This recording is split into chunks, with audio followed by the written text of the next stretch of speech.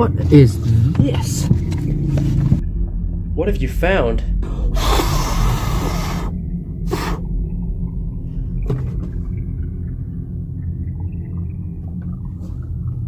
PlayStation 3? What else is there?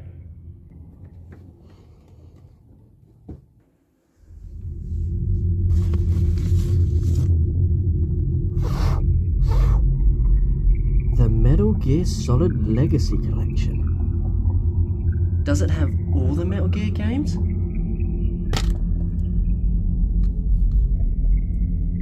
Metal Gear, Metal Gear 2 Solid Snake, Metal Gear Solid, Metal Gear Solid 2. Does it have Metal Gear Solid 4?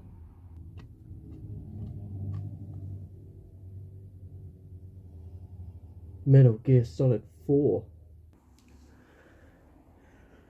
Oh my god.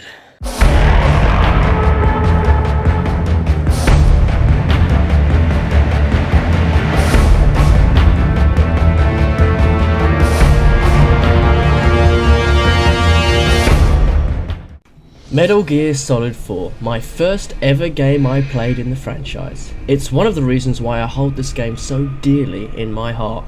Now, a lot of people tend to say two things about this game. One, it was either a really big disappointment, or two, it's basically a movie, because the cutscenes are so long. Now, the second part of that statement I can definitely relate to, but I do enjoy the cutscenes nonetheless. However, for the game to be disappointing, I'm not too sure about that. Today, I'm going to be looking back on why I loved this game so much when I played it last, which was about 10 years ago. Bearing in mind I was only 13 at the time and was addicted to this game.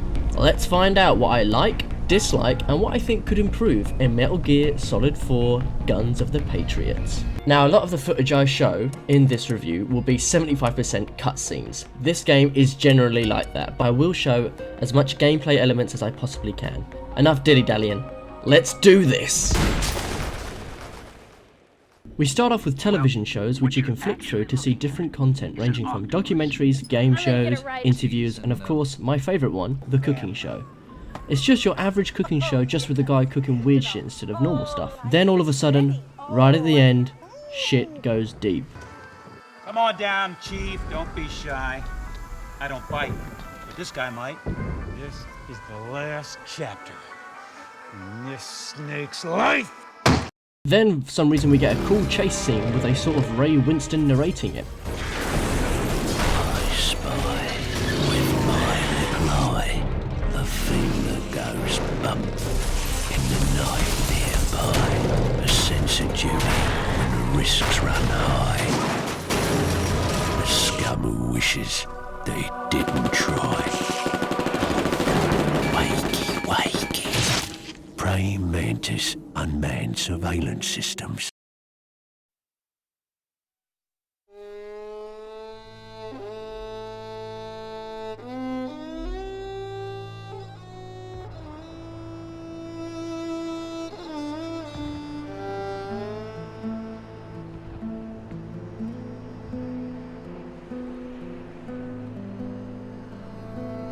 For those of you who don't know, Metal Gear Solid 4 is set 5 years after the events of Metal Gear Solid 2, Sons of Liberty. This is the chronological order of the Metal Gear games if you wish to play them in order.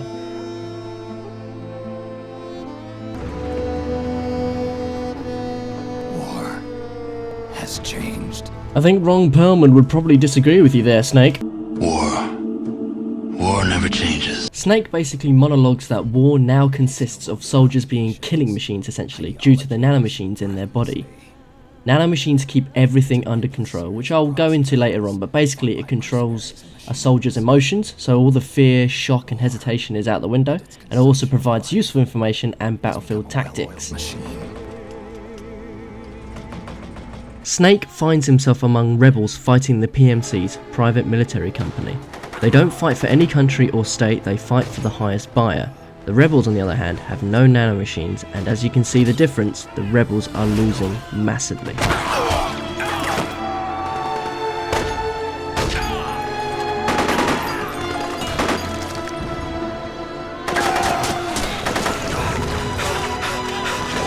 I managed to get out of the combat zone and get to safety, then all of a sudden, boom! What the fuck is that?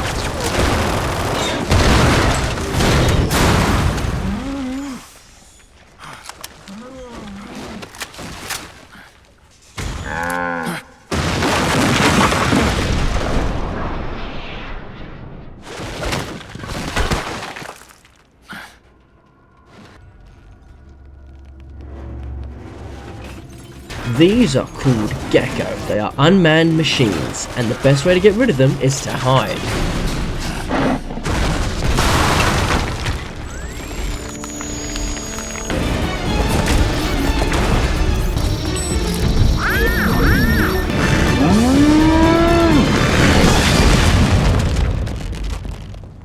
It's watermelon!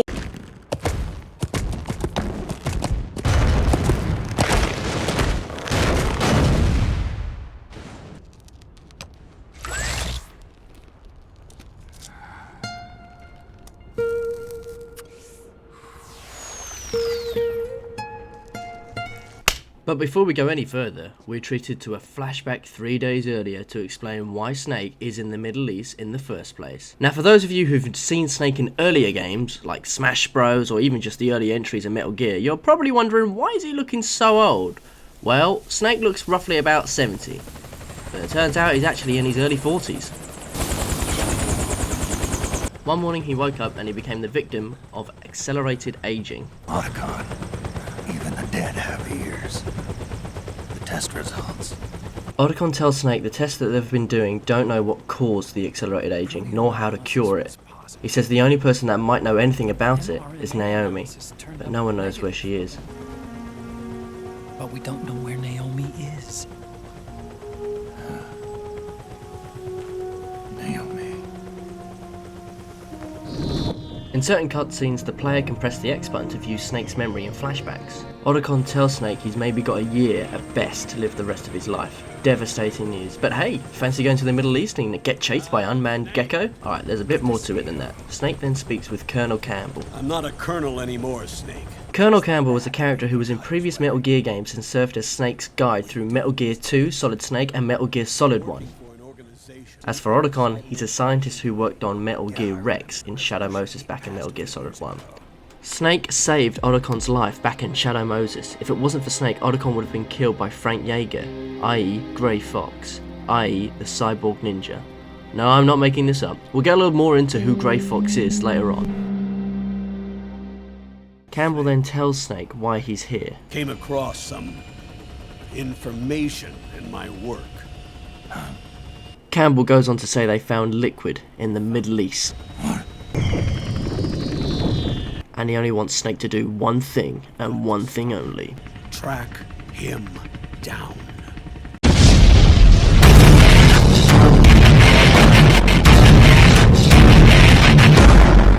Then we're introduced to the first of many clips of Sunny's egg cooking. Each egg represents all the snakes, ranging from Solid Snake, Liquid Snake, and Solidus Snake. I'm not sure if it also includes Big Boss, but we'll get to that and all the characters I'm naming off the cuff. If we look at the eggs for a minute, and bear with me here, they represent the twin snakes, Solid and Liquid, and the quality of their genes passed down from Big Boss. One with dominant genes and one with All of the recessive genes! Which isn't exactly true, it was the other way round. I like this method of explanation. It simply displays who the snakes are metaphorically just by simply cooking some eggs. Plus, the more you progress in the game, the more eggs are cooked, showing different stages of each of the three snakes' lives.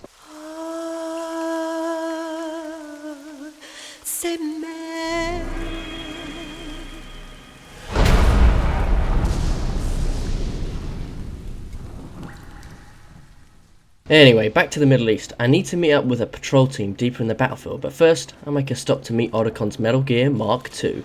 But this Metal Gear is not a weapon, it's designed to offer support and provide some goodies. Thoughtful.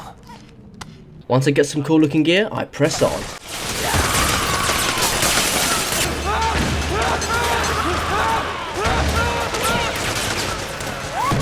This is the only Metal Gear game I can think of with a camo suit that reacts to any environment it touches. Pretty slick, and I actually like it a lot. In Metal Gear Solid 3 and 5, you could only change your camos manually. Some players prefer that, I do too, in some perspective, but because I'm not the best at stealth and haven't played this game in over 10 years, I'm going to stick with the automatic, just so it can help me out and make life a lot easier. So as I sneak my way through the battlefield, I come across a guy named Drebin. I fucking love Drebin. Always have and always will. He's mysterious, he's cool, and extremely helpful, which is all the 3 perks you need to have an interesting character in a game. He is essentially a gun launderer, can make locked weapons available to Snake for purchase. Throughout the sneaking earlier, I came across some guns that are locked and I couldn't use. Drebin, on the other hand, is the key to unlock those guns. But first, Snake needs an updated version of nanomachines in order to operate the ID lock guns, otherwise they're never going to work. I can't pull the trigger. Really? That's weird. What's weird? Just like in Metal Gear Solid 3, Snake has a stress bar underneath the health bar. The lower it goes, the higher the stress level. This can eventually have an effect on the health bar. Way to reduce the stress is to have some cigarettes. This is a pretty decent illustration to the player, as the entire Metal Gear franchise has always been about how the soldier feels in the moment of the battle, and how they can handle it without losing their mind, and etc. It's a neat little reminder that even the glorious Solid Snake needs to be careful. Relax. It won't hurt. You're scared of needles or something? Snake agrees for Drebin to inject the new nanomachines into his body. Now Snake can use the locked ID guns. There you see? No problem. When the weapons are recovered, the Mark II sells them to Drebin, in which you receive points to spend on unlocking weapons, upgrades, attachments and equipment. It's basically the game's way of saying you can't just find a gun and use it, you actually have to grind for money to use and upgrade the desired weapons and items. I like this mechanic, adds more variety to the player's objectives, keeps the game interesting and consistent. What with the war economy and all, and the system clamping down on things. System codes are the law now, and control's essentially absolute, paving the way for fat profits if you're willing to bend the law.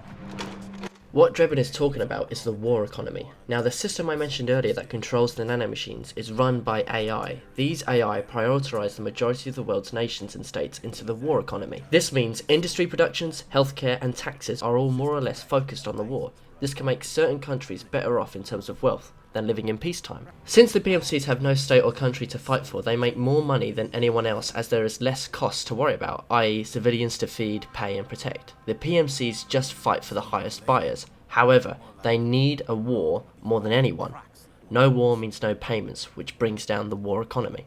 Fortunately for them and all the nation states, the system isn't going to stop prioritizing the war economy anytime soon, and I'll explain why later on. Now, Drebin, being a gun launderer, is over the moon with this. The longer the war, the more revenue and profit he'll get. He needs more green-collared soldiers, just like Snake. You're a green collar too, aren't you? More soldiers means more customers, which means more money. After Drebin concludes his business with me with a daunting exit, I have you.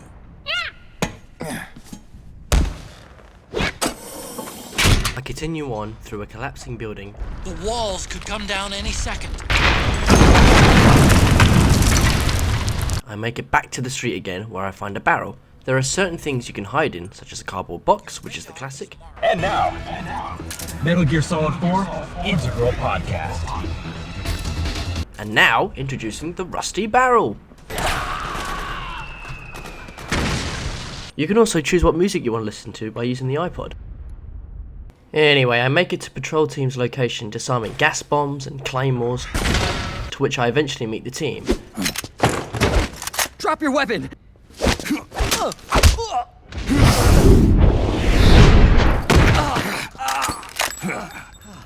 And who should be leading it? None other than Meryl, Snake's love interest back in Metal Gear Solid 1. Snake. Meryl. Is that you? What happened to your face?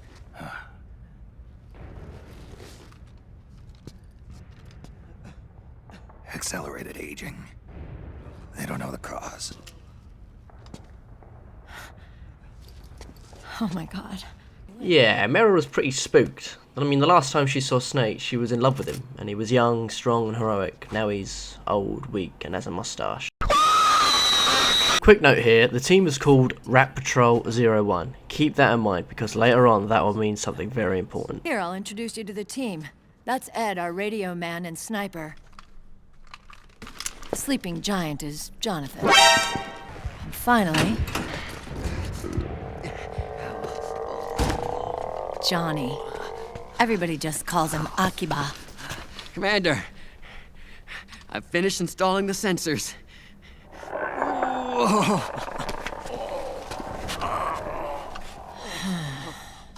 Okay, Akiba. After the inductions, things go pretty deep. I wanted you to turn around and see who I was. But I've put the past behind. I'm done playing little love games. Oh, okay, that's a bit cringe. I think we'll leave it at 2 for now. Then Meryl asks why the legendary Solid Snake is her informant, why he's here in the Middle East. Snake tells her he's been here to report the activity of PMCs in the Middle East to the UN. Obviously that's not the reason, but Snake uses it as a cover. Not sure why, guess he doesn't totally trust Meryl at this point, who happens to be Campbell's daughter. Meryl explains how and why she was sent here by the United States to Snake, and elaborates on how the nanomachines work for the soldiers. She basically tells him nanomachines keep everything under control, stopping soldiers from feeling grief, guilt, fear and pain during combat. This is to make them as effective as possible. Everyone's stats is uploaded onto the system, all controlled by the AI. Injuries that aren't too severe can also be compressed and suppressed, so the soldiers can continue on fighting without needing to fall back and recover. And the Patriots are behind this. Lalilulelo. What are you talking about? Important fact here, Meryl just said Lalilulelo. That is a speech trigger activated when someone mentions the word Patriot. Apparently, if you can say the word Patriot, you're not under the Patriots' control.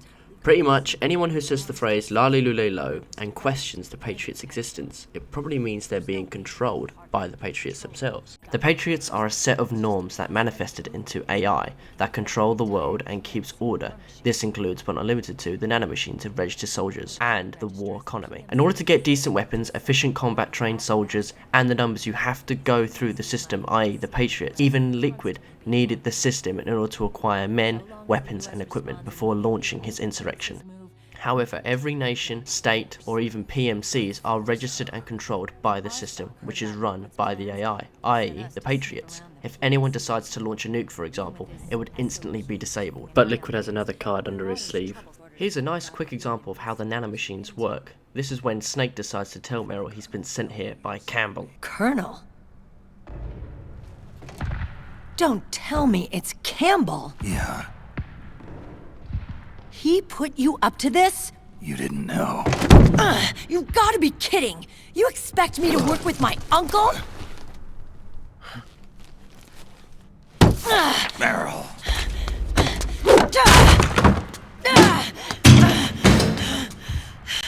This is bullshit! He's not my father.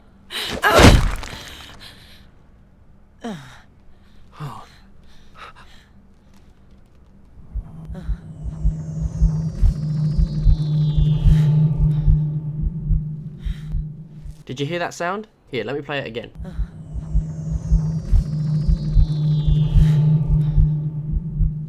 That's the nanomachines in her body registering how fucking mad she is and then controlling her rage to bring her back down, all the emotions and all the rage nice and controlled. Yeah, it turns out Meryl was not happy to find out Campbell is her dad, which Snake learnt back at Shadow Moses 9 years prior. She found out a long while back too, and still hasn't forgiven him for being, well, go ahead Meryl. I will never forgive that womanizing piece of shit. Meryl. Turns out Campbell actually got married to a woman that was the same age as Meryl. Really? His new wife's about my age. I hear she's even got a kid. She's basically mad because instead of him rekindling his relationship with his own daughter, he's decided to date someone the same age and forget about her completely, which leads her to say this statement. Men. Selfish, egotistical pigs. Anyway, convo's cut short when Liquid's guards find the team due to Johnny's binoculars showing glare. Dumbass! So we start to fight back and make our way to escape. We've got a real live legendary hero with us. Try not to choke. Snake! What happened? Snake? Snake! As I'm blasting my way through waves of enemies, I notice something wrong with Johnny. But I can't hold it anymore! Get out of the way!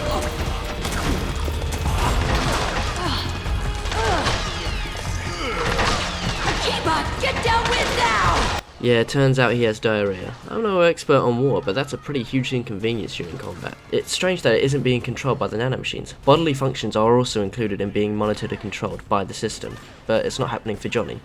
Interesting. We move on to the next area. Next thing you know, Johnny, aka Akiba, is fucking gone. So I wake him up while he's sleeping in his own mess, and then we reach the elevator shaft.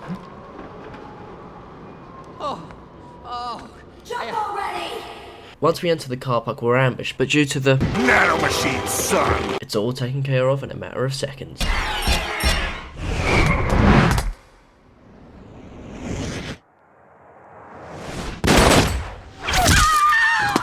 These nanomachines are so useful.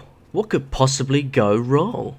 Afterwards, I head back up to the surface and sneak my way through the street, where I find the rebels, and they have themselves a tank to pursue the PMCs.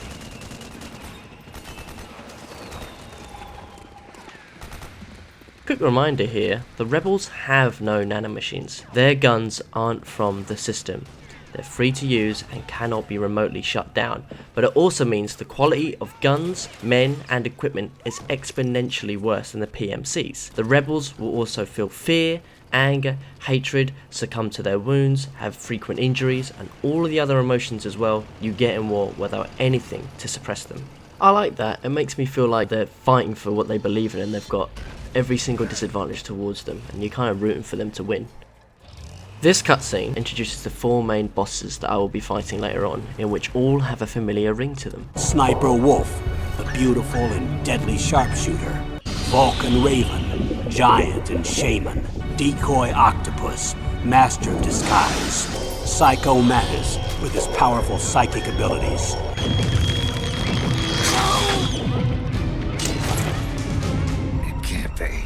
In this game, each one of these bosses have been brought up on the battlefield, mostly as refugees, each having their own catastrophic and vile experiences that left a major effect and impact on them. One which keeps crying, one with so much rage and anger, and one which has become so twisted they laugh while killing their victims.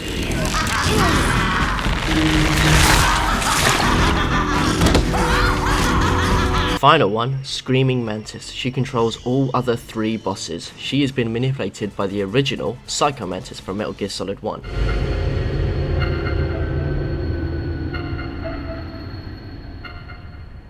I do like these bosses. It's a nice updated version of what we fought back in 1998's Metal Gear Solid 1. Obviously there are a few differences in terms of features. No shit. But the comparisons are still there. That's sort of the point. Anyway, the rebels stood no chance, were completely massacred. It's incredible how just a few seconds ago it was absolute carnage, with buildings being blown up, rebels being screwed over, to then you can almost hear a pin drop.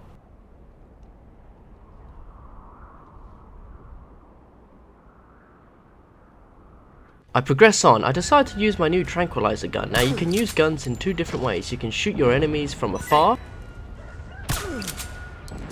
or you can look down the sights if you want to get a little closer and more accurate towards your target. I make my way past the guards and enter the next facility. Who do I see in the distance? None other than Liquid.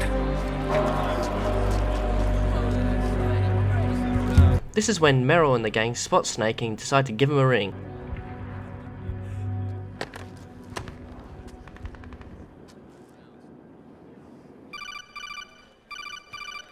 Snake can be contacted by the communicational device known as codec. It's been in near enough all the Metal Gear games. It's how you can get more information on your objective and to gain extra support from Otacon and Campbell, for example. Meryl finds out Snake is the assassin sent to kill Liquid all along, and he's like, yeah, you got me, but you gotta stop me, and she's like, nah, I'm a peacekeeper, man. I'm not here to get involved in violence.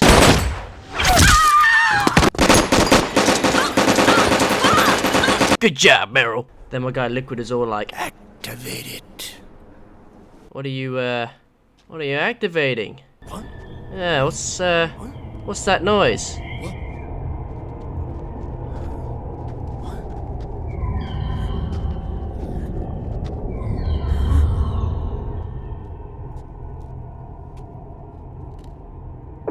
Uh-oh. This can't be good. Yeah, remember when I said... These nanomachines are so useful. What could possibly go wrong? Yeah, it turns out every single person that has nanomachines in them, which is all of the PMC you see here, has been essentially disabled, which means every single emotion suppressed, ranging from anger, hate, fear, depression, you name it, even bodily functions, has hit each of these soldiers at the same time, which explains why everyone is going insane. Even Rat Patrol are screwed. Well, everyone except Johnny.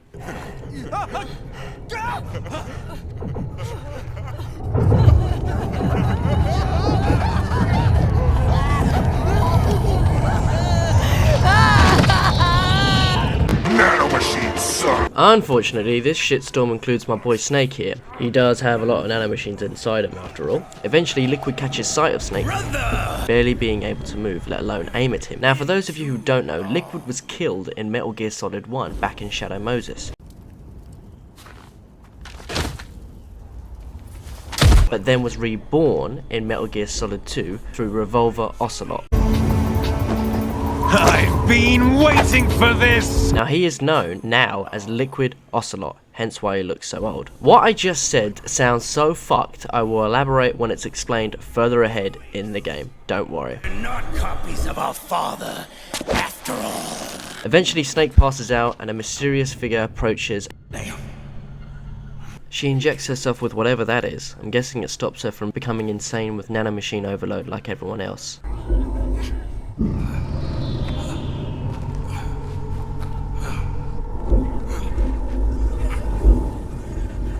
Eventually, Johnny saves Snake and Liquid escapes.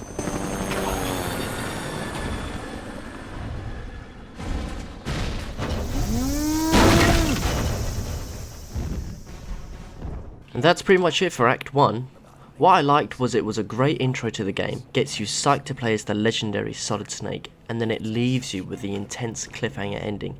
Definitely leaves the player wanting more, keeping them interested, and that's the most important thing you need in a game, and Konami have nailed that. However, a couple of things I didn't like. There wasn't that much gameplay in this act, to be honest, and there were way too many cutscenes.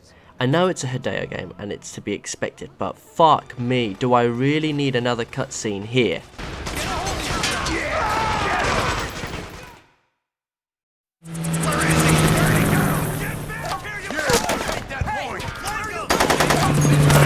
Why? Why did there need to be another cutscene? I just watched one for 5 minutes prior to this. It was the introduction, I get it, and it made me psyched to play it, but then as soon as the game gives me control of Snake, I then have to watch another cutscene again. Do I really need to watch Snake roll about on the battlefield? Do I really need to see that? Why are you taking so much away from the player? The only important part of this cutscene is the introduction of Gecko, which could have been shown, but you can cut the first part out because it was definitely just not needed. But I can't say I didn't enjoy myself replaying this entire act. It was still just as fun. Overall, this act is still pretty good. I like the writing, I like the references back to Metal Gear Solid 1 and previous entries, and I like the way it overall explains to players what's going on, even if someone's not played any of the games in the franchise. Obviously, there's a lot they haven't explained, and that's what keeps the player interested, so you continue playing the game, and that's definitely what they needed to do. Otherwise, if someone explains everything right at the start, the player isn't going to be as interested as if it was to just be done progressively over time, keeping the player engaged and interested in what's going on. Why is this happening to this person? Why is that happening to that person? And etc. So the rating I'm going to give this act, I'm going to give it a 7 out of 10. It had a great introduction, an exciting cliffhanger ending, it also had brilliant writing, building decent character arcs, as well as helping the player recap on past events, which is needed to understand what's to come. It also had a great setting of environment and place, however, it was linear at some points, fairly small in comparison to later ones, and there was a huge lack of gameplay time.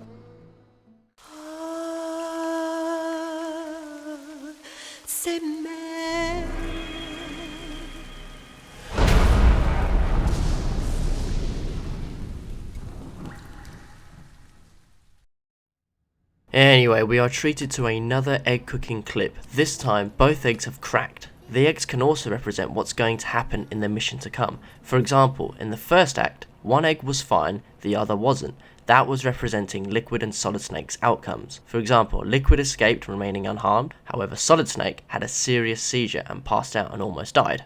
This time, it looks like both snakes will have an equal outcome, but we shall wait and see. After the events that occurred in the Middle East, the team meet back for a mission briefing on the Nomad. The Nomad is a huge planet. It's Snake's and Otacon's base, essentially. This is the mission briefing. Every time an act is completed, the team will regroup on the Nomad for a briefing. In other words, a lengthy cutscene. I actually like this. It gives the player time to reflect on what's happened, to slowly pace them and explain important information to keep in the loop of what's going on. And depending on the camera you're on, it tells you your stats from the previous act. Total play time, how many times you retried, how many alert phases. Yeah, I didn't do really well, but moving on. I don't remember the sun being so flat. No one ever seems to be interested in Sunny's eggs. Poor girl. We grown-ups have to watch our caloric intake, you know. Ah, but thank you. I was looking for this. You're not watching your nicotine intake. Anyway, Otacon confirms to Snake that the mysterious woman he saw in the Middle East was Naomi, and that she sent a video recording of her location on 2 separate files. She tells Snake that Liquid's plan for a full insurrection against the Patriots is almost complete. He wants to remove all of his soldiers from the system's control. The AI that controls all of the nanomachines in the PMC soldiers is called the Sons of the Patriots. However, when Liquid tried to remove the nanomachines from his soldiers back in the Middle East, they were essentially free from the system's control. However, all the suppressed and controlled emotions such as fear, grief, guilt, and anger all came flooding back all at once, causing the PMCs, even Rat Patrol, and Snake to basically malfunction. It's only a matter of time before Liquid finds a way to have complete control over his men, weapons, and gear. If the weapons are free of control, this means he could launch a nuclear attack without being stopped by the system's AI. Little recap here, Naomi was detained by the authorities back in Shadow Moses Island. But then she was broken free, supposedly, by Liquid. Now, she's his captive.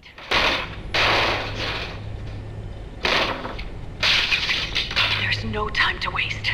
Snake, hurry! Anyway, Campbell contacts the Nomad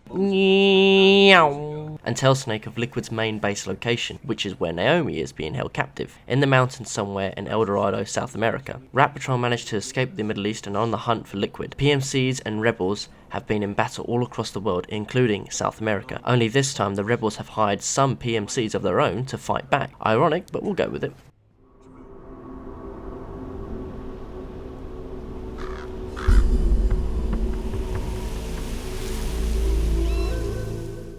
While Snake begins his sneaking mission, we hear a conversation between him and Campbell regarding the Patriots. The Patriots were a group of people that came into existence after the philosophers died out. Without going into too much detail, the Patriots were once human.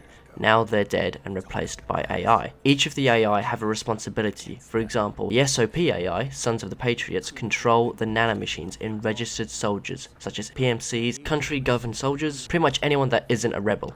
Liquid wants to break free from their control. Whether he likes it or not, the more men and weapons he has, the more control the SOP system has of him. Solidus tried to break free from the system back in Metal Gear Solid 2, 5 years ago. The Patriots are trying to protect their power, their own interests, by controlling the digital flow of information.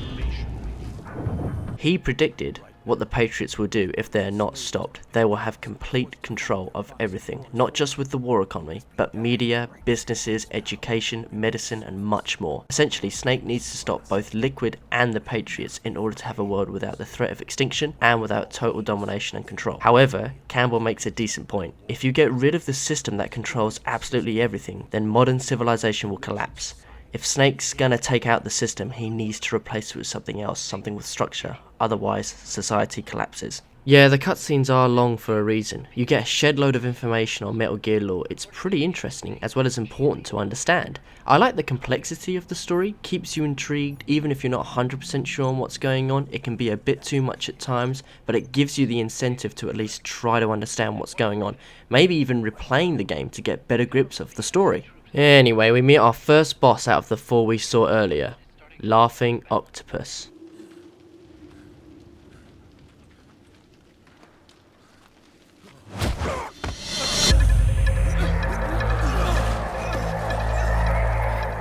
And who should accompany her? None other than... Bam! Back in Metal Gear Solid 2, Solid Snake, who was at one point the President of the United States, went rogue after his presidency finished and formed an elite group called the Sons of Liberty. Vamp was part of that group, and he was supposedly killed as he got shot in the head by Jack, aka Raiden.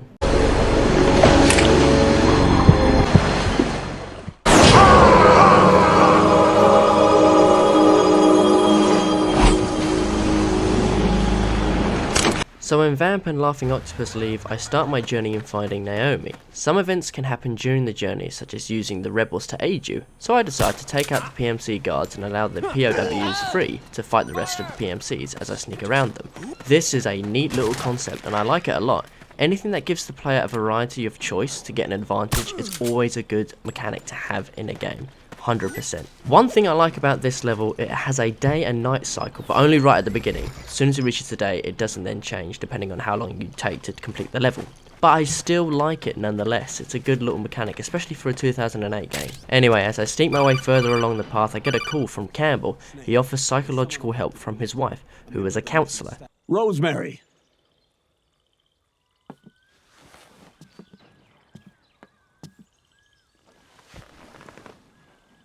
Nice to meet you, Snake. This is the same Rose that was in love with Jack back in Metal Gear Solid 2. Campbell informs Snake Jack's dead. Jack's gone. I used to work with the guy. He saved Sonny from the Patriots. Snake basically tells Campbell what Meryl said back in the Middle East. Huh. Now I see why Meryl was so disgusted. Meryl said something about me. Yeah, I believe her words were, I will never forgive that womanizing piece of shit. I see. After Jack left, Rose ended up with Campbell, and the rest is history. Jack hasn't been seen since and is presumed dead. I move into the next location and decide to wait for the rebels to attack, so I can sneak my way around them. This is awesome, being in the middle of an open ground battlefield, sometimes taking the occasional bullet, but still not being spotted. Definitely keeps you on your toes. Already, I'm much more enjoying this level in terms of gameplay than Act 1. Anyway, after all of that sneaking, I bump into Drebin, in which he tells you the nanomachines he injected into Snake's body has a tracker in it, allowing him to follow wherever you go and watch whatever you do. He says that this is only for business reasons. Drebin tells Snake the 4 main bosses I encountered back in the Middle East are called B&Bs. B&Bs? You never heard of them? They're Beauty and the Beast. Drebin then tells Snake all 4 bosses are constantly suffering, which we kind of gathered from before. But they've been told if they kill the legendary Solid Snake, all their pain will go away. Their #1 priority is to eliminate some guy on sight. A guy named, Solid Snake. But from where I'm sitting, Old Snake seems a little more appropriate. Old, huh? And they've been convinced that by killing Snake, their minds will be cleansed. They think it's gonna free them from all the pain, and all the fury, and all the sorrow. I'd hate to be in your shoes. Drebin. Snake, still not trusting Drebin, asks him, Are you with the Patriots? No, sir. I ain't no lale-lule. I mean, I'm no patriot. You can say patriot. I guess that means you're clean. As Drebin didn't say the full lalilulelo correctly, and he also said patriot, it possibly means he isn't being controlled or working for the Patriots. Drebin then tells Snake that the nanomachines he has inside himself are different from the PMCs and the nation-state armies. He has no speech restrictions. So the first question I'd ask if I was in Snake's shoes would be, why is that? What makes you so special? I would presume he would have something to do with the Patriots, indirectly at the very least. And I reckon the Patriots have allowed him to go in and spy on certain people, Snake included, and have no speech restrictions so that everyone can believe he's got nothing to do with the Patriots and he's just your average gun launderer. And this is exactly what I thought when I first started playing this game when I was a lot younger. Drebin then goes on to tell Snake more about the Patriots and the system as a whole. There is no way you can access and hack into the Patriot system from the outside. It is absolutely impossible. Snake isn't convinced. But Liquid's got something in mind. You sure there's no way? Once someone hacks and controls the Patriots, they have complete control of absolutely everything. game over. That about wraps things up with Dreadman. Decent bit of exposition. It helps the player to understand more on who they're up against, and provides a little bit more information about how the system works as a whole. Have you.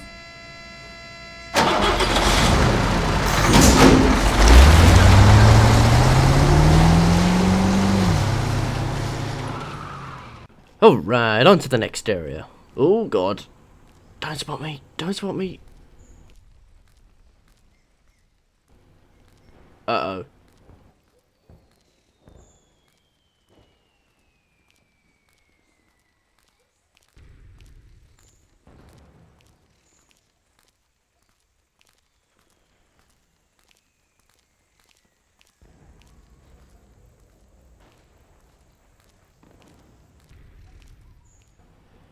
Phew. Okay. I proceed on until another call from a mysterious voice. Snake, can you hear me? Yeah, it's Jack. He's alive. Yippee! He tells you he went rogue after saving Sonny from the Patriots. He then lived in Alaska learning how to fight like a ninja. He was sent by a woman called Big Mama, aka Eva, to find the corpse of Big Boss. Corpse of Big Boss. What? I was asked to do this in exchange for Sonny's location. Quick recap here, Sonny is the daughter of the badass military woman called Olga in Metal Gear Solid 2. Jack promised her that he would save Sonny from the Patriots. In order to do that, he then promised Big Mama, aka Eva, that he'll go and retrieve Big Boss's corpse once Sonny's safe. Wait, what about Big Boss's body? It's with her now. Her? Then I called Rose to tell her Jack's still alive and ask what happened between her and Jack after the big shell incident in 2009. Jack basically became a drunk and struggled to live life out of the battlefield and always got into fights, then eventually stopped coming home entirely. This is important as this subsequently has always been what Big Boss feared. Where do soldiers go after the war? Most of the time they're spat back into society and they can't handle it, so most of them just keep fighting, whether it's in pubs, whether it's with their colleagues or with their family. This is why Big Boss made Outer Heaven, so there's a place for soldiers to go back to after the war is done. Any questions? Yeah, me too. Okay, let's just change my camo quickly. Okay. Oh shit. Alright, let's quickly just take you out. He's dead. Nice. Oh shit! I've only got one rocket. Let's make this count. Here we go. Got him. Jesus, I am not doing too good. This is not the stealth approach I was hoping for. Better call Rose. How am I doing, Rose? Your psych is at an extremely dangerous level. Ah, shit! What the fuck? I managed to survive and aid the rebels as they bulldoze their way into the mansion's gate. I sneak through down into the mansion's cellar and head to the end, climbing out using the ladder. Once out, I find a small building. In it is none other than Naomi, being held captive. Snake. I knew you'd come. You and I, neither of us can escape our fate. I haven't seen you since Shadow Moses. How long? 10 years? 9. And Dr. Emmerich, is he with you? Why? I thought he'd be the only one able to open the mail I sent. Not many people could recognize 4D sound data in a Soliton radar file. How is the good doctor? Otacon's fine. He's the same as ever. Snake then asks what happened in the Middle East, and she's all like, You don't trust me? fuck no, this person tried to kill Snake in Metal Gear Solid 1 after, okay, he crippled her brother, but it was in self-defense. Naomi explains what she learned about the SOP system, Sons of the Patriots, which controls the nanomachines in the soldiers' bodies. Not only do they control and stabilize emotions as well as suppressing them, but artificial endorphins, serotonin, dopamine is released into the soldier's body every time they kill someone. So instead of feeling guilt and grief, they actually feel really good and to a certain extent happy, which will encourage them to kill more of their enemies without hesitation. The test, which was done in the Middle East, according to Naomi, was a success. Our test was a success. At least it confirmed our hypothesis at the time. The soldiers were disconnected from the nanomachines. They were essentially free from control. However, she apparently didn't know about their emotions and senses being controlled, monitored and suppressed, which is why they went berserk in the Middle East, because like I said before, all those suppressed emotions came back all at once. Their memories, unlike their senses, weren't erased. Each enemy soldier they'd killed, each lost comrade, each threat of violence against the innocent, every act of war they'd committed was etched firmly in their hearts. Now remember when I spoke about Frank Jaeger? Well, that was Naomi's stepbrother. Back in Zanzibar Metal Gear 2, Snake was hired to kill Big Boss, in which he also fights Grey Fox, his old ally, Frank Jaeger. Snake supposedly killed Grey Fox in a fist fight in a minefield, but Fox managed to survive but was left crippled by Snake. Fox was then later experimented on, and his body was put together by nanomachines and was made into a cyborg ninja. This was done by Dr. Clark, aka Paramedic. Many years later, Fox killed Dr. Clark for his creation. At the point of his rebirth, Fox had lost his mind completely due to the nanomachine's complete control over him. He pursued Snake in Shadow Moses 9 years ago and wanted to fight him, but he didn't want Snake to die. Every fight they had, Snake always won. He only wanted to fight Snake for the high. Eventually Fox was killed after he sacrificed himself to help Snake defeat Liquid and Metal Gear Rex back in Shadow Moses. Just before he dies, he told Snake the truth on how him and Naomi met. Grey Fox killed both her parents and couldn't bring himself to kill an innocent young girl, so he took her in and grew her up to believe they were brother and sister. To this day, she still doesn't know about Fox, aka Frank Jaeger, killing her parents. Snake wants to know why he was affected in the Middle East, as he claims he's never been under the system's control, which I find hard to believe, which is why Naomi wants to examine his body to find out what's going on, and also tell him why he has accelerated in age. Alright, Snake. Undress. Oh, baby!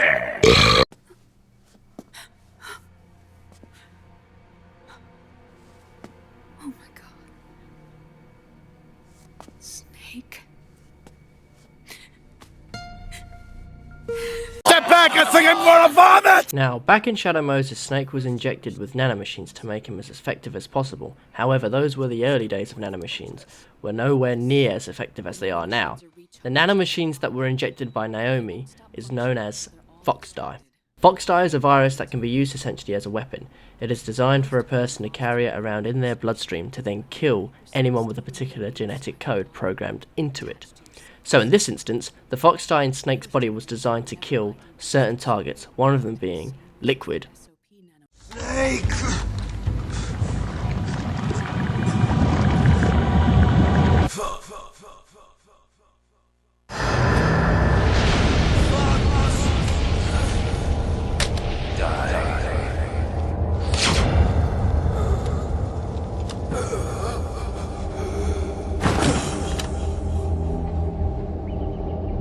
When Snake is within a perimeter within the designated target's reach, the Fox Dye will activate, causing that particular target to have a heart attack. That's how Liquid was killed. Once the Fox Dye kills all the targets, it's then designed to kill the host, which would be Solid Snake.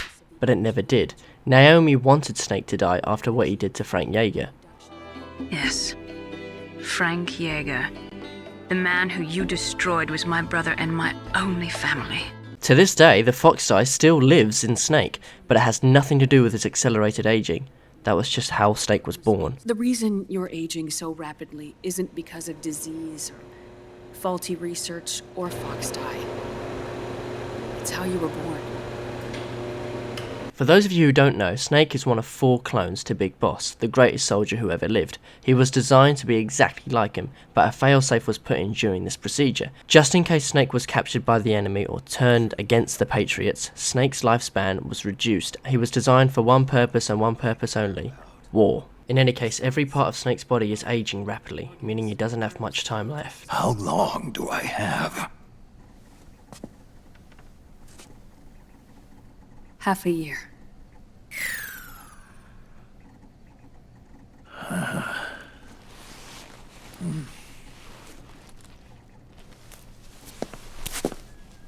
Don't. When she said half a year, she wasn't referring to his lifespan, she was talking about the Fox Dye in his body. The original plan was Snake would be killed eventually by the Fox Dye, but since that's not happened, something much worse will happen. Now, the Fox Dye Naomi implanted into Snake is a type of nanomachine. Now, the nanomachines leak out of a person's body through bleeding, sweating, and body temperature. Now there's still about 30% left of the fox dye in Snake's body, but it's now mutated and is extremely dangerous. Due to Snake's coincidental acceleration in aging, the virus has now control of his receptors, i.e. Snake only has a matter of time before the virus becomes airborne to anyone and everyone. It will no longer be used only for specific targets, but instead target everyone. Also, there is no cure due to no antibodies there to get rid of the fox dye and remove them from the body. Basically, Snake will become an epidemic, which could lead to a pandemic, killing anyone close to him due to airborne contagion. He has half a year left before this happens. No. 3 months at the most. 3 months? Ironic, isn't it? You've spent your entire life saving the world from Metal Gear, from nuclear annihilation. And now, you're becoming a doomsday device yourself.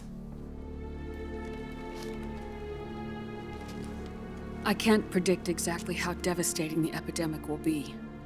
Whether just 1% of the human race could unlock the broken receptors, or whether we all can. In either case, 3 months from now, you'll be a walking biological weapon.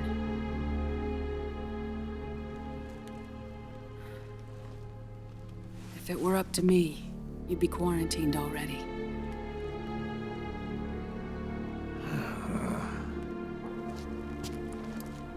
It's not over yet. I know. You still have a job to do.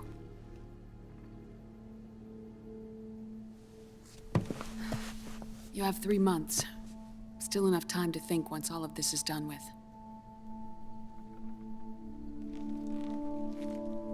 And if I choose death first, will that stop fox dye from spreading? When the host dies, the virus dies with it.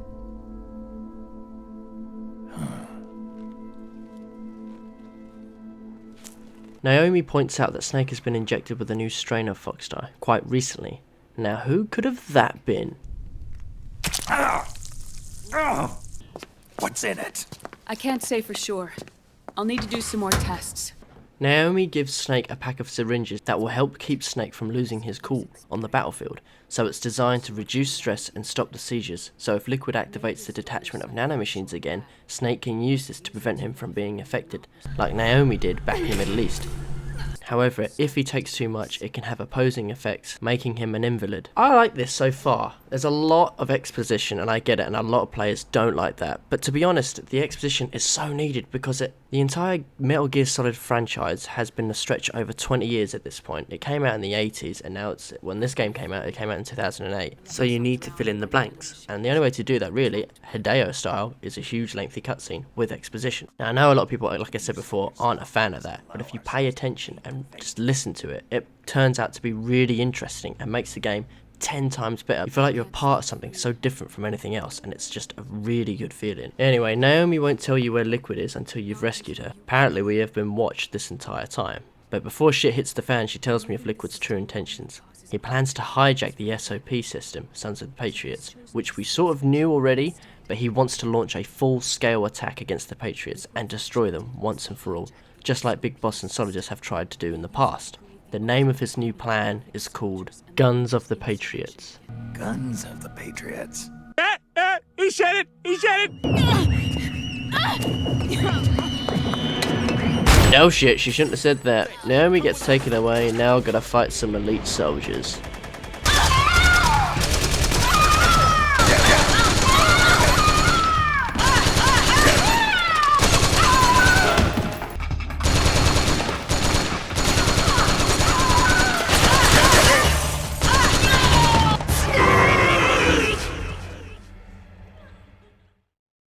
Afterwards, I'm greeted by none other than my first boss battle with Laughing Octopus. This boss fight is awesome, and it is one of my favourites in the game. You're given such a small area to fight in, and you've got to track her down as she's hiding from you.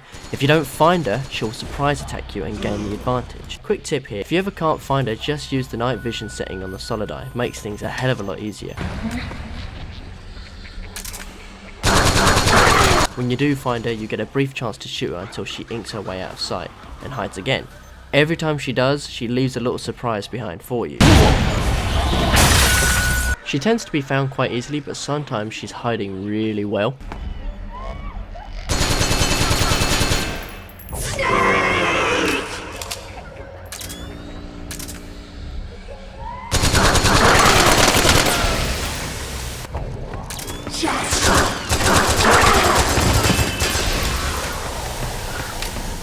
Eventually she transforms herself into Odocon's Mark II. Snake, come here! This way, Snake! Not very smart, are we? And even Naomi.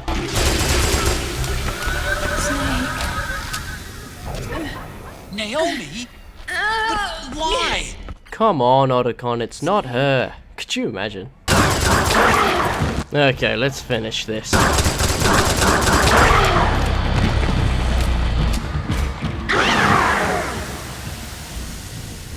Once I defeated her, she's in pretty bad shape.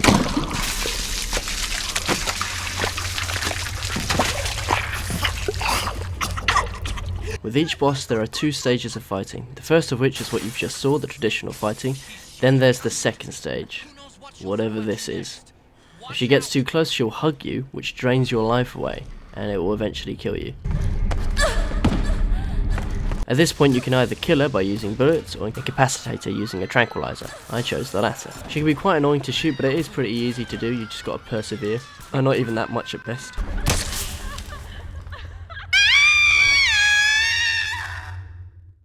Due to me using the tranquilizer gun, she ends up having a little nap.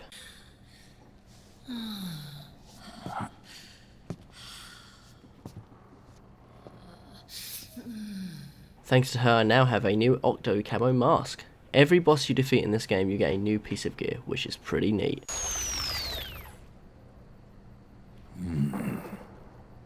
I liked this boss fight, it was really good. I happened to enjoy it a lot, had a lot of variety, and it just made you constantly on your toes. The only thing I didn't really like is, before this, you saw Laughing Octopus killing rebels with her tentacles. She was throwing them, hitting them, stabbing them with them, she was literally just absolutely mental with them. But in not one single instance in this boss fight I can recall, she used her tentacles against me. I mean, she rolled, smashed through windows, she moved about in her tentacles, but she didn't actually use them against me. All she did was just pull out a fucking P90. And that's really lame considering this is supposed to be a boss battle and she just pulls out the basic gun ever. I still enjoyed it nonetheless. So I get a call from the one and only Drebin. What do you want? Yeah, Drebin watched the entire battle and he was really impressed that I managed to take out Laughing Octopus. Then he tells you how Laughing Octopus came to be. When she was a teenager, she grew up in a village called the Devil's Village in Scandinavia. Ironically, the village wasn't known for devils, but octopuses, and the people from there ate octopus customarily. A deranged cult came and attacked the village, tortured and killed many people, except for the girl. They forced her to torture and kill the ones she loved, and laugh while she did it. Once she was done, the blood around her turned into a jet black, which to her looked like the ink of an octopus. Since then, she's been so traumatized, she's never stopped laughing. Why are you telling me this? You expect me to feel sorry for her? No. I know you got no room for that stuff in your world. And besides, this is war. Right? In a way, though, I guess it was the right thing to do. What was? Fighting you cleansed her mind. All right, enough chit-chat. There's other beasts out there in them woods. Watch your back. Anyway, I leave the area in pursuit of Naomi, see if I can catch up to her, where I get a call from Raiden. He tells you need to track Naomi's footprints in order to find out where she went. I'm not like Big Boss. Tracking isn't my strongest suit. When did you get so good at it? I kinda like how Snake was the exact same clone as Big Boss, yet he isn't as good as him in some of the areas. For instance, tracking. Raiden warned Snake there will be Liquid's elite guards waiting for him and have laid traps. He needs to be careful. This part of the level is awesome. I had a lot of fun tracking the footprints as well as sneaking around trying not to be caught in any of the traps. For example, I almost got tricked into walking into this little house as I could hear Naomi. Please, hurry. But it was just a recording. This gives the player more of a variety of options and is much less linear than the Middle East level. I mean, I could end up going in the complete wrong direction, but at the same time, I'm able to explore more of the map, discover different areas and locations. Even if it's the wrong way to go, It's giving the player more options and more freedom to play with. Take note here, less restrictions and more freedom of play makes a game better. Easier said than done, I know, but it is true. After I track Naomi's trail, I find her getting onto a helicopter. Next thing you know...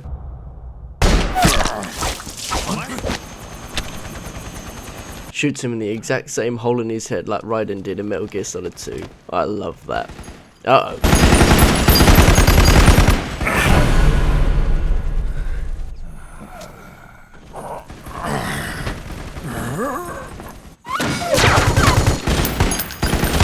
We've got the go-ahead. Begin. Oh no, this can't be good. Looks like Liquid is activating the disconnection from the system again.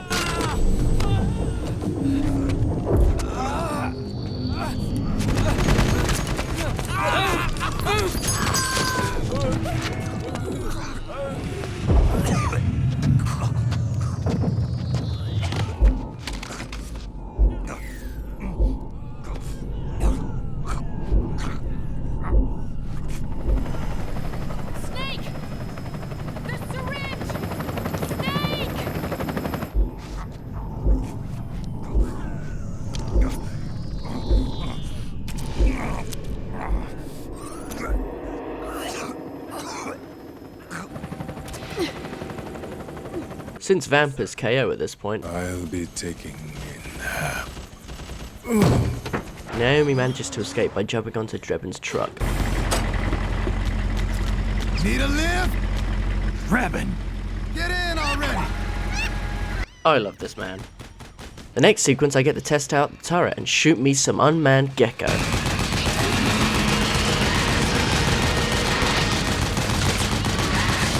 I can also exit the turret and use my own weapons, which I probably won't do, but it's nice that the options are there. It comes in handy when the soldiers climb up onto the truck and try and take you off of it.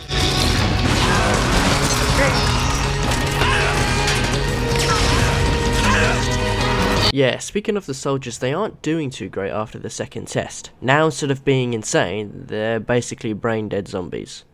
Great. Anyway, after shooting my way through super elite soldiers, gecko, armoured vehicles, zombie-like soldiers, and gates, we make our way to the town market square, where Otacon is waiting to pick us up.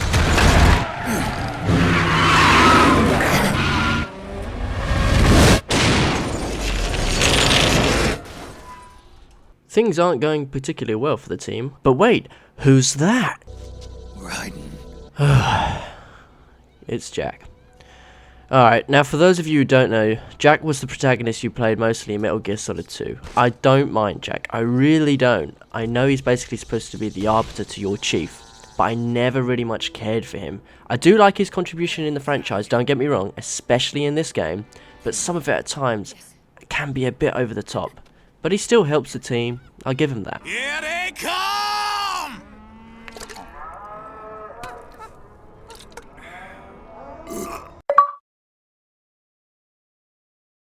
Jeez, watching Raiden sometimes can have its moments.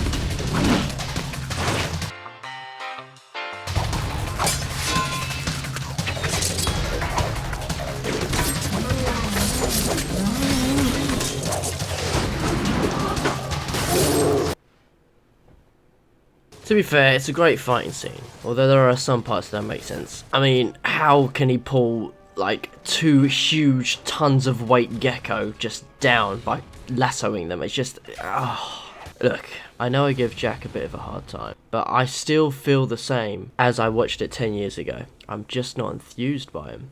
I don't dislike him or hate him. He's just not anyone I praise about when talking about this game, unless it's relevant. Sorry, Jack.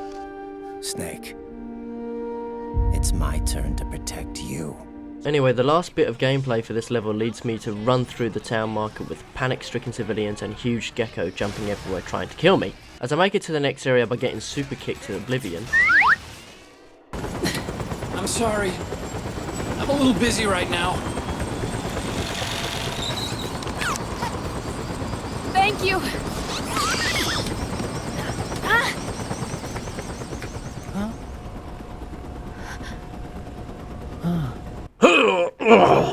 Where's Raiden? Still fighting.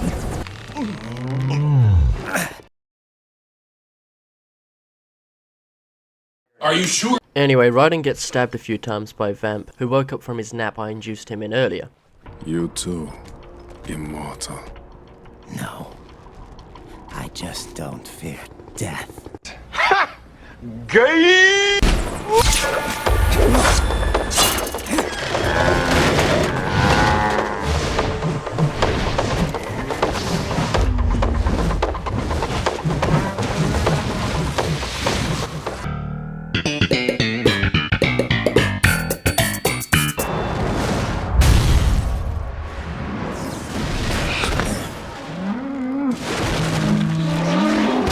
I've got to say, with my doubts for Raiden's character, this scene has amazing choreography, and I enjoy rewatching it every single time.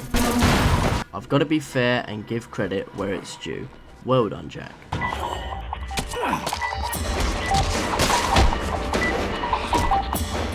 Eventually, both Vamp and Jack come to a standstill.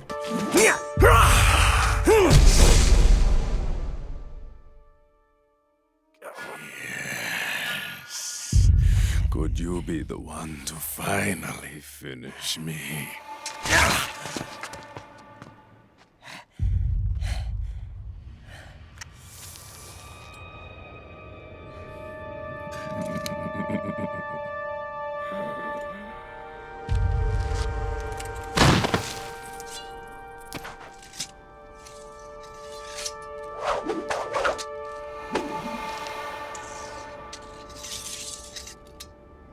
Then Raiden escapes and jumps up to the helicopter and starts throwing up white blood. You're, not looking too good there, Raiden. Can we just take a moment here to remember what Raiden said earlier? Snake, it's my turn to protect you. Hang in there! Nah, I'm kidding. He did massively help. He kept the gecko busy, to be fair. With Vamp still not dead, Otacon is convinced Vamp is immortal. He's got to be immortal. No, he's not immortal at all. It was my design that caused his body to be like that. Huh? What do you mean? The nanomachines in his body cause his wounds to close and heal at an accelerated rate. Someone took the basic nanomachine technology I once researched and perfected it. In a sense, I'm responsible for Vamp. Then it's revealed by Vamp and my boy Liquid on the line that Naomi was intentionally let go by Liquid so Snake can rescue her. Are you sure about this? It's all part of the plan. The test was a failure, even with his code. As I feared, it's not pure enough. We need all of him. The PMCs we deployed have suffered brain damage. What the Our only remaining option is to secure the original. I know that. It's only a matter of time. We're working as fast as we can to find their hiding place. I need you here too, Vamp. These guys are pretty much after Big Boss's corpse, for reasons I'm sure will be explained later on. Raiden then tells Snake to meet Big Mama, a leader of a resistance group. She has Big Boss's corpse. Snake, Raiden. Europe. Go meet Big Mama. And that's it for Act 2. Gotta say, I much more enjoyed this act than the first one. had much more gameplay time, more variety of sequences ranging from the usual stealth sequence, to changing the outcome of the battle between the rebels and PMCs, to a boss battle, to tracking and exploring, then a turret sequence to finish it all off. Oh, and a tense chase sequence right at the end. Well, without further ado, I'm going to rate this act a 9 out of 10. It had a decent length of gameplay time, there was a variety of choices given to the player, the environment, scenery, location were brilliant, excellent storytelling, there was a variety of sequences available pleasing different types of players, less linear than the first act, however, cutscenes are even longer than the first act, and there is too much exposition at times. Apart from that, overall I had fun replaying this part of the game. Safe to say, this is the best level so far.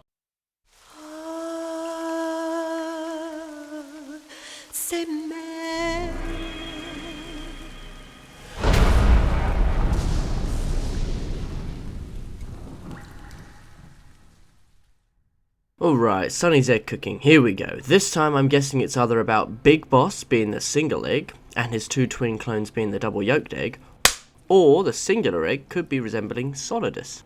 Anyway, Naomi intervenes and shows Sonny how to cook eggs properly. Now, let it cook for 1 minute. The fuck you say to me? Then they speak about girl stuff, like Sonny's dead mother. Her name was Olga. Little fun fact here that I didn't realise, but actually Sonny's father is Grey Fox. Otacon and Naomi discuss how Snake and Liquid don't have the exact same genetic code as Big Boss, even though they're clones of him. We're not copies of our father, after all. Now back in Act 2, Drebin told Snake, good luck finding a way to access the Patriots' AIs from the outside. It's absolutely impossible. No chance in hell. Like I said, there's no breaking into those AIs from the outside. The only way to access and control the SOP system from the outside is having Big Boss's genetic code and biometric data. In other words, only Big Boss can access it, and he also needs to be alive to do so. But Snake killed him in Zanzibar 15 years prior. No. He's alive. Big Boss is alive. Back in the Middle East, Liquid tried to access the SOP system by using his genetic code and biometric data, but it didn't work. To top it all off, once attempted, the system will remember Liquid's code and will blacklist him from ever trying it again. So in South America, Liquid tried Test 2. This was with Snake's blood, which he obtained when Naomi was examining Snake. Unfortunately for Liquid, that also didn't work, which is why he is hunting for Big Boss's corpse, as he is the original and will enable Liquid access to the SOP system. After a short while, Otacon and Naomi get chatting and, okay, this is where things get a bit too cringe for my liking. No. Leave them off. It makes you look handsome.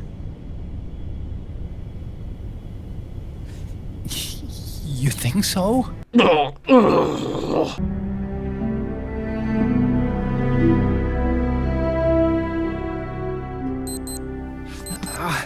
Yeah, What am I watching? Good night, Dr. Emmerich. yeah. If you get uncomfortable or anything, just let me know. I'll be out there working.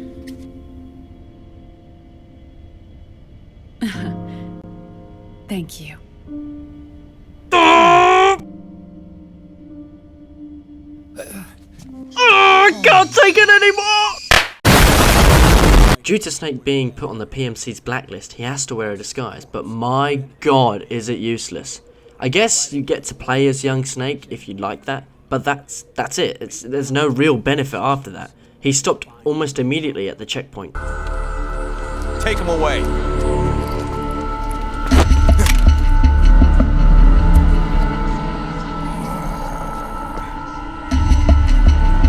You're coming with me. I said over here.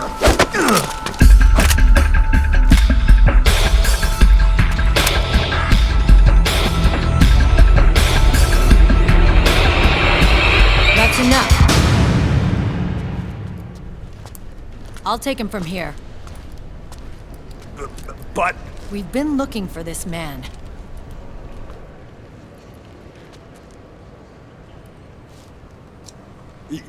Yes, ma'am. Come with me. So then you get past, and then immediately Johnny shouts out Snake's name across the room, filled with the rest of the PMC soldiers. Snake! Hey, Snake! Over here! Hey, Snake! Yep, this disguise is fucking foolproof. You're looking younger. What's your secret? Face camo. A little present from Tentacles. Huh. So Meryl tells Snake the President of the United States has launched a full attack on Liquid, and Meryl is to lead the attack with the support of the PMCs and the United States military. She plans to take Liquid by force. You're planning to take him by force? It's crazy. Look, things aren't that simple. Listen, old man. I don't take orders from you or from your Colonel Campbell. It's gonna be the Middle East all over again. No. Both Snake and Meryl have a disagreement on how to stop Liquid, with Meryl basically wanting Snake to stand back while she handles it. Quick note here, there are 3 moments in this game I consider my favourite parts of all time. This is the first one. Your cause is our cause now. You don't have to do this. I'm no hero. Never was. I'm just an old killer, hired to do some wet work.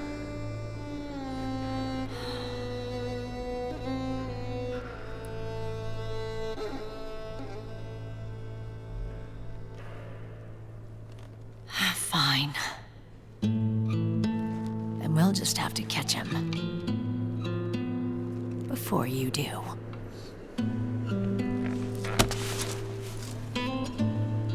I may have loved you once. But now you're just too damn senile to face the truth. Wake up and face reality, old Snake. And stay out of our way.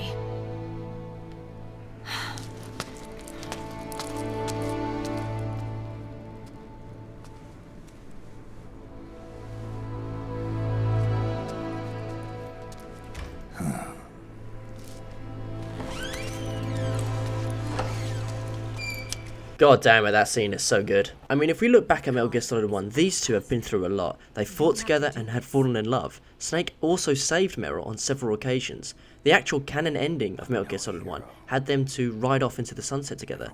And for Meryl to say that to Snake must have hurt him quite a bit. As the player, you kind of think throughout the entire game there still might be something there between them, even with Snake looking older. But all along, Meryl states the elephant in the room by telling Snake the truth in anger and spite because he won't listen to her, rather than just not bringing it up at all. I really did feel for Snake when she said it. At the end of the day, this is a video game, right? To have a player feel a mix of emotions during a game is an achievement. They absolutely nailed this scene with the writing. Anyway, let's liven things up and see how this disguise is doing.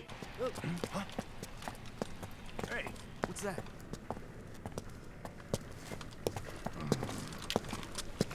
Is it him?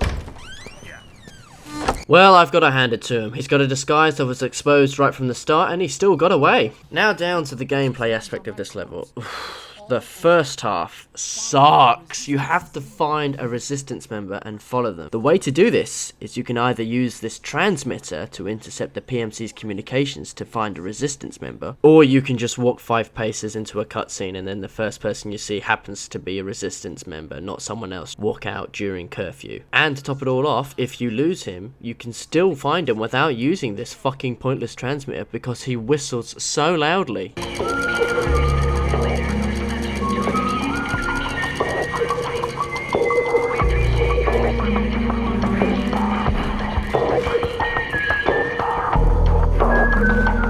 He whistles so loudly for a man who was trying to walk to a resistance group that's supposed to be hidden from the authorities during a curfew in the middle of the night where it's so quiet. This level is based in Eastern Europe. I swear to God, if this man was in Western Europe, I'd still hear him. That's how loudly this man whistles. Previously in the franchise, in one of the entries, there was also a disguise sequence. There's a point where you wear a disguise and you try and go through. They did it in Metal Gear Solid 3, they're doing it in this one, and it just doesn't doesn't work with Metal Gear. It's a Hitman thing. Leave it with Hitman. Metal Gear is a tactical espionage. It is not designed for disguises. Jesus Christ, it just doesn't work. I get they're trying to do a variety, there's nothing wrong with that, but this sucks so much.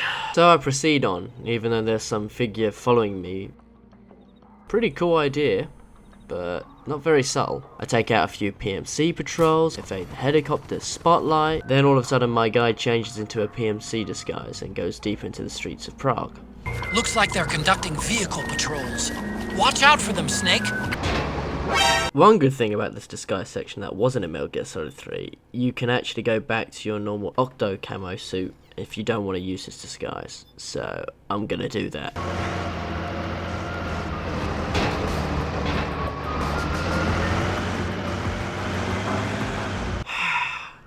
Much better. I guess it's kind of neat I can get through this sequence just dressed as a civilian, or in the Octo camo. It's nice that the game gives you the choice. I will give it credit there. So eventually we find the resistance base and head on through.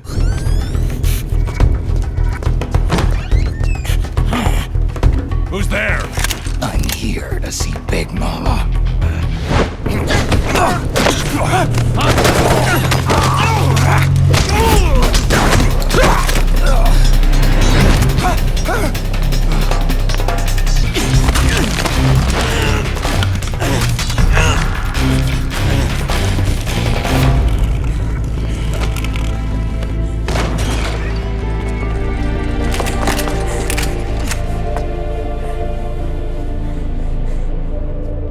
Very impressive, CQC, Snake.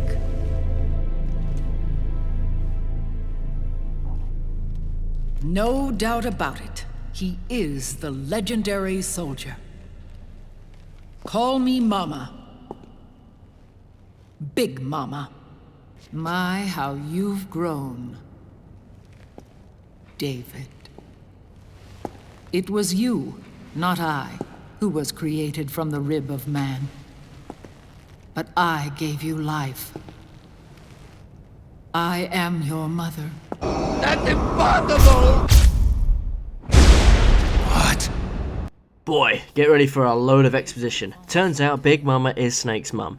When he was cloned, it wasn't the same procedure as Solidus and Venom Snake. Both Liquid and Solid Snake are actually biological twin brothers, Liquid being the eldest and the more dominant of the two. The project was called Les Enfants Terribles, the terrible children. Dr. Clark, also known as Paramedic, used Big Boss's DNA and fertilized an egg from her assistant, then Eva volunteered to be the surrogate mother. 6 out of the 8 embryos were initially aborted, leaving only 2 remaining, thus being born and known as Liquid and Solid Snake. Eva gave birth for the Patriots, which back then were human and led by a man, the man called Zero. Eva goes on to talk about how Liquid is now Liquid Ocelot.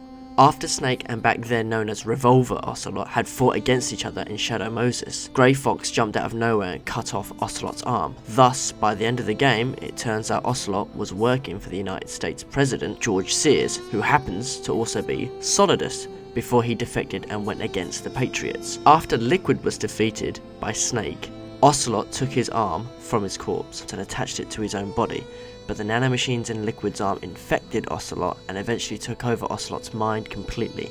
Now he is Liquid Ocelot. She goes on to talk about the Patriots and who they were when they were formed 40 years ago, after the Cold War, when Big Boss killed his mentor, teacher, mother figure, known as the Boss. There's only room for one boss and one snake.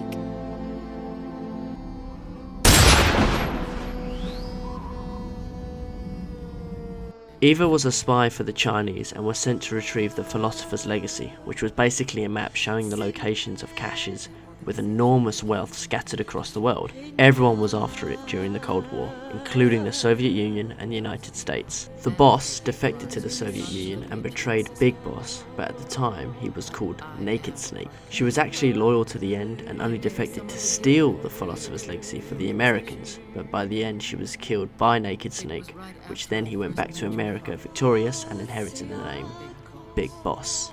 Big Boss and Zero were friends and have known each other for years up to this point, and in 1971 formed an elite task force group called Foxhound, thanks to the funds from the Philosopher's Legacy. The members of the group were Paramedic, Sigint, who was also known as Donald Anderson, the DARPA chief from Metal Gear Solid 1. Then there was Ocelot and Eva.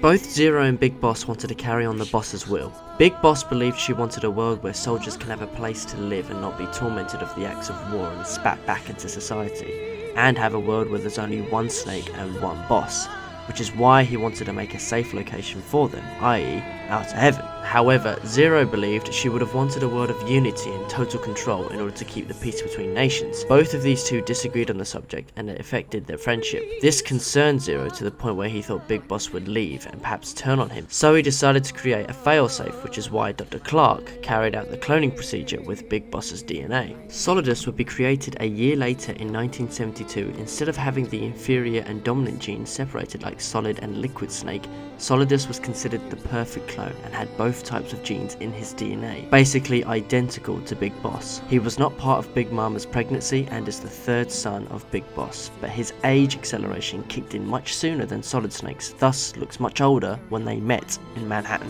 When Big Boss learnt of this, he left Foxhound to form his own military and his interpretation of what the boss would have wanted. I'm sorry. Your father never wanted you. Human life isn't meant to be manipulated like that. I knew that, but I wanted you. When Big Boss did leave, it affected Zero mentally. After all, Zero has always looked up to Big Boss and has represented him as an icon to everyone across the globe. Over the years, Zero's Patriots grew more powerful, developing weapons, armies, and gaining control of the globe. She then tells you that both Big Boss and Zero both misinterpreted the boss's will. She didn't want a world of complete control and order, nor did she want a huge private military base filled with destructive weapons of mass destruction and soldiers who can never really return back to society in a healthy mental state. Both Zero and Big Boss were now at war with one another. When Big Boss had a fortified base filled with defences and men, he decided now was the time to attack. He decided to return to Zero and revive their friendship and assume command of Foxhound. This was a ploy so that Big Boss could go undercover and destroy Zero and the Patriots from the inside. In 1995, Zero tasked the Foxhound unit to destroy Metal Gear in a place called Outer Heaven, not knowing that this was Big Boss's main base. Big Boss sent a recruit to do the job, hoping he would fail and get killed. The recruit was Solid Snake. Solid Snake managed to survive even after Big Boss telling him to take certain routes which actually would lead to Snake walking into certain traps which could lead to his certain death. Big Boss even told Snake to abort mission, but it was too late. Snake found and destroyed Metal Gear and defeated Big Boss. But in actual fact, it wasn't Big Boss, but another clone, Venom Snake, the character you play in Metal Gear Solid Phantom Pain. 4 years later, Zero sent Snake to Zanzibar with a new commander, Colonel Campbell, to destroy another Metal Gear and stop Big Boss. Snake finally killed Big Boss, the original form, once and for all. Zero recovered both Grey Fox and Big Boss's corpses, which is how Dr. Clark made Grey Fox into the cyborg ninja, and Zero then placed Big Boss in an eternal sleep, not being able to fully die and become a prisoner to Zero. After Big Boss was defeated, Zero didn't trust to leave his organization for the next generation. He decided to create AI based on his own personality. Remember, this man's personality and ambition in life was always to have complete control over absolutely everything in the world. Zero idolized Big Boss and made him into an icon, in which when he created the AI, they were based around Zero's mindset. Therefore, the AI also saw Big Boss as an icon, which means Big Boss has full access to the system, which is why Liquid wants the corpse to take control for himself. Eva and Ocelot set out to free Big Boss. They had Naomi Hunter help them, which is how she found the location of Dr. Clark, which Frank Yeager killed. The DARPA chief Sigint was also killed by Ocelot and Shadow Moses, with what looked like an accidental killing during a torture, but actually Ocelot did it intentionally. The only person left from the original Foxhound squad was Zero, the leader. However, Eva lost Ocelot due to Liquid's arm possessing him. Ocelot wasn't fighting for the Americans, Chinese, or the Soviet Union. He was fighting for Big Boss. He idolized him. Eventually, Raiden helped Big Mama retrieve the legendary soldier, and this is what's left of him.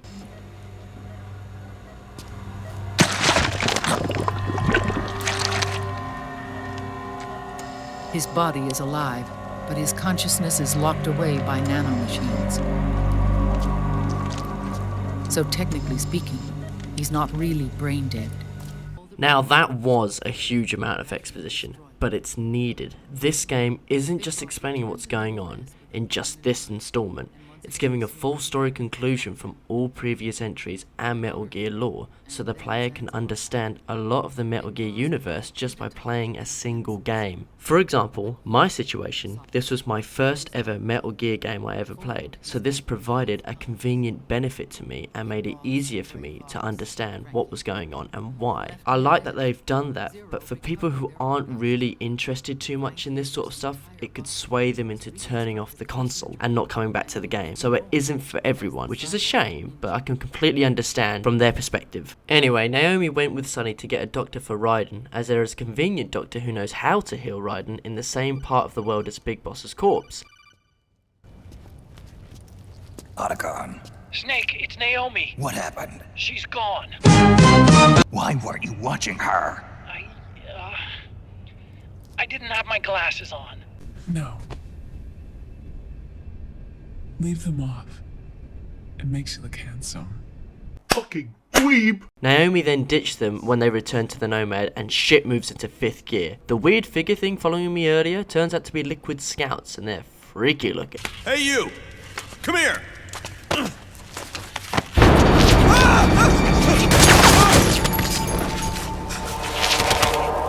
What the hell is that? Move!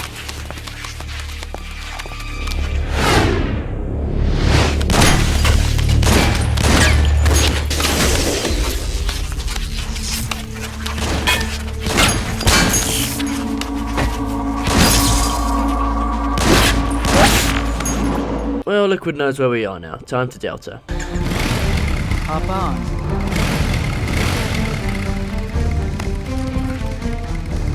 Hold on to me. Are you sure about this? I only get off my bike when I fall in love. Or fall dead. Big Mama. Call me Eva. We're tasked with getting Big Boss's corpse out of the city with several decoy vans to distract Liquid's PMCs, and we're treated to a shooting sequence. This shooting sequence is so bad. Nowhere near as good as the turret sequence in the second act. One thing's for sure, I hate this submachine gun.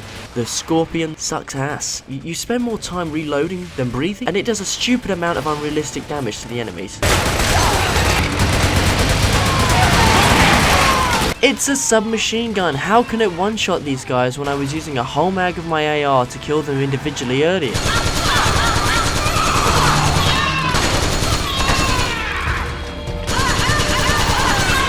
Want to change the gun? Nope, can't do that. You're stuck with this gun, and this sequence is so long. I guess for some reason the developers wanted Snake to use it, as it may have looked cool to them, to the point where they decided to force the players to use it, even if it's the most impractical weapon to use. I guess being on the back of a motorbike, you would find it difficult with a two-handed weapon, but this is solid Snake, man. Let the player choose their weapon, or use an AR at least, just something that carries 30 bullets minimum. The only thing I liked about this sequence is when you're not aiming down, the camera goes into a cinematic view, kind of like what you get on GTA. But this, you can see what's happening around you. Are you okay? I'm fine. I almost missed that bit, but it goes to show if you're constantly just aiming down the sight, you're going to miss so much. You can just see Big Mama get shot and not even know she's been shot, and then hear Snake go, "Are you okay?" You're going to be extremely confused. Anyway, we end up getting dunked on, and I leave Eva to keep watch as I go for my second boss battle. This time it's with Raging Raven. Yeah, this particular boss is definitely the weakest out of all four in my opinion. She's not as hyped up as Laughing Octopus was. All she does is fly around and shout. Apart from the cutscenes, I am not enjoying Act 3 at all. And that's just me. Some people don't like cutscenes in games, especially ones that are this long. So if the strongest element in a particular part of a video game is the cutscenes, and half your audience just wants to play instead of watching, the game will struggle. This game is lucky it has a constructive, interesting and exciting story to keep players from turning off the console, because if it hadn't, I would have probably done that and might not come back. Anyway, let's do this boss fight. Snake! Let it boil to the surface! Let your fury flow freely!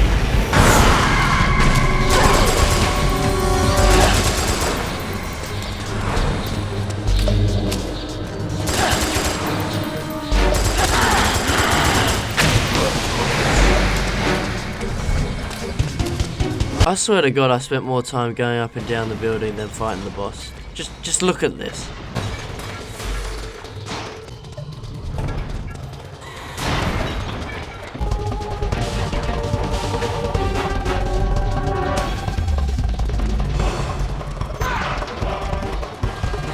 What is the point in having all those stairs and all those different levels when the boss only pretty much attacks on the first level? Let's just finish this.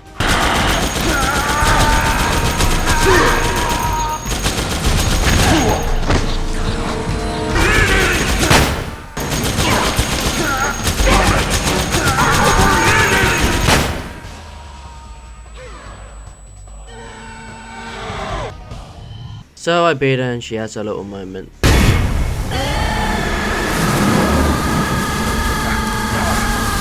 Then I incapacitate her before she hugs me to death.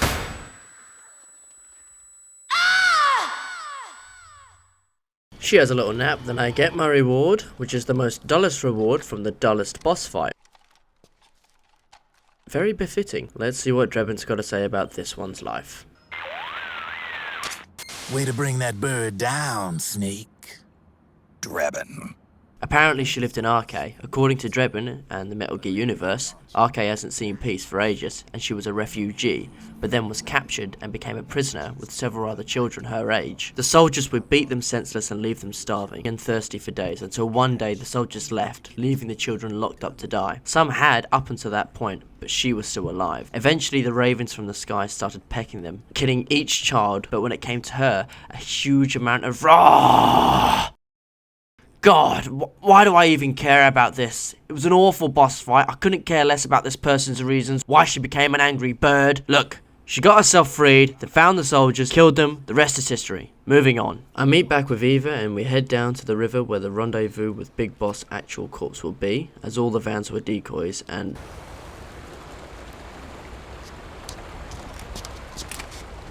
oh shit.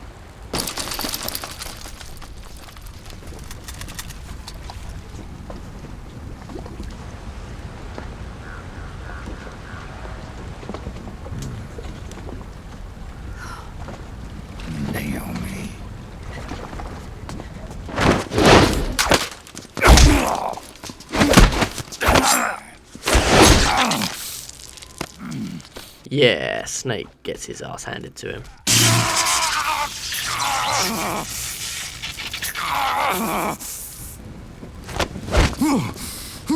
Remember, GW? The AI they think they lost? It's mine. I'm a part of my army. Impossible. We destroyed it. Back in Metal Gear Solid 2, Otacon, Raiden, Snake and Emma, Otacon's sister, put a worm into GW, one of the Patriots' AIs. It was presumed destroyed, but Liquid tells Snake it was only dismembered, allowing Liquid to reconstruct it and make it his own. He now has control of the military side of the Patriots thanks to the new GW and Big Boss's corpse, but in order to get full control he needs to destroy the main AI, JD. He plans to launch a nuke at JD now he has the military advantage, and won't have anyone who can turn the off switch. I'll build my haven. Free from all forms of control, I'll cast aside my old identity and take my own name for the first time.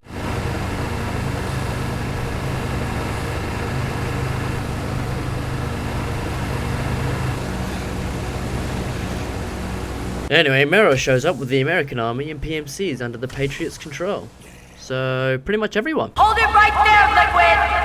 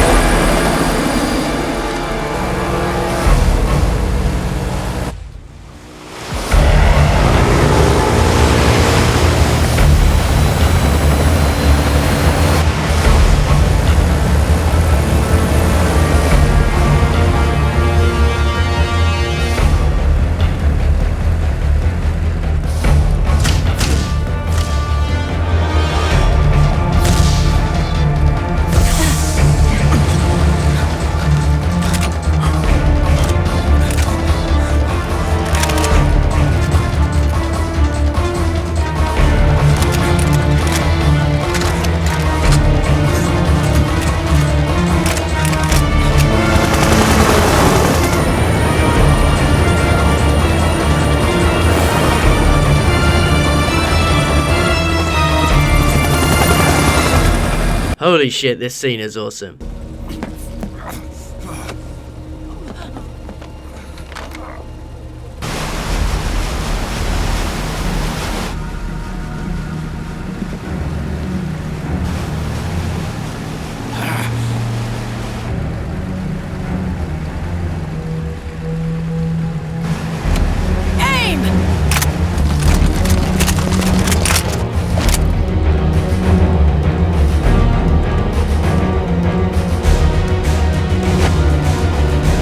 Liquid! Stop!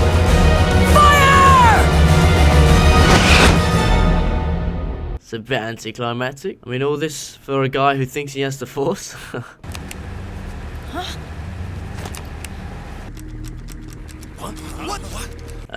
If he stopped the weapons from working, I think he might have the military under his control. The system is mine! Oh shit. Your guns and your weapons are no longer your own. Behold!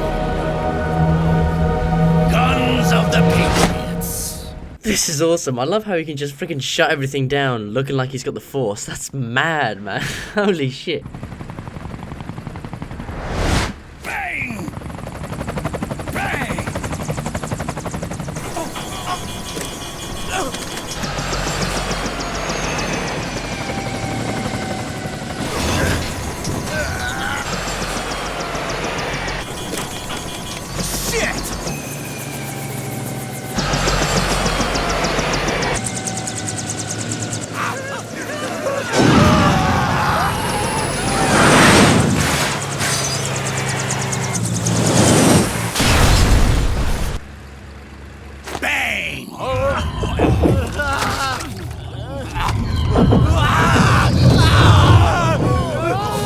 I'm loving the representation of his powers, showing a simple gun gesture and the huge impact it has towards Liquid's enemies. Now that Liquid has full control of the system and is literally destroying everyone and everything without breaking a single sweat, he goes on the offensive and uses his 6 guards with their P90s to shoot down the US Army.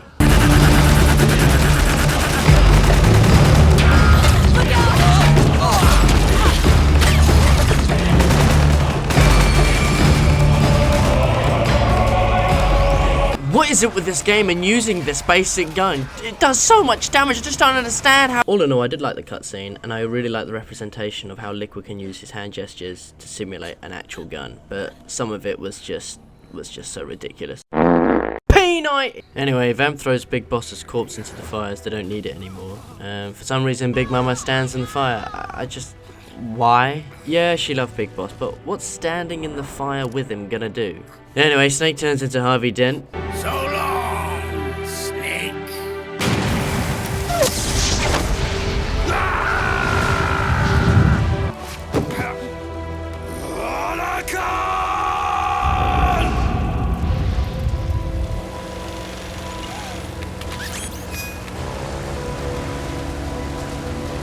Well, let's see how Rat Patrol 01 are doing. They seem to have survived. Well, except Meryl. So if you know CPR, like me, we can judge how well Johnny does. Good, checking for breathing. Good, doing rescue breaths first.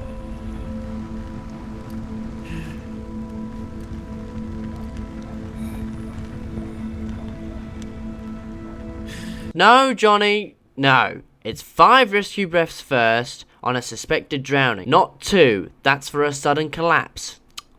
Alright, let's see your compressions. Oh, come on, man. You're not even trying. Do you even want to save her? By some miracle, Meryl survives, but if this was real life, she'd be dead. No hope coming back with that CPR.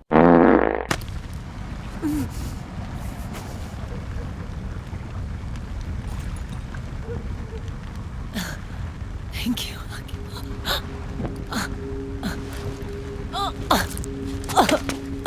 You okay, Meryl?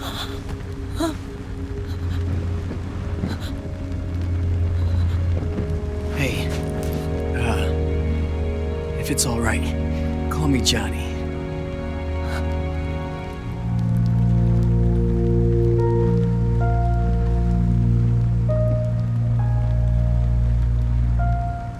What was that phrase Eva said earlier? I only get off my bike when I fall in love.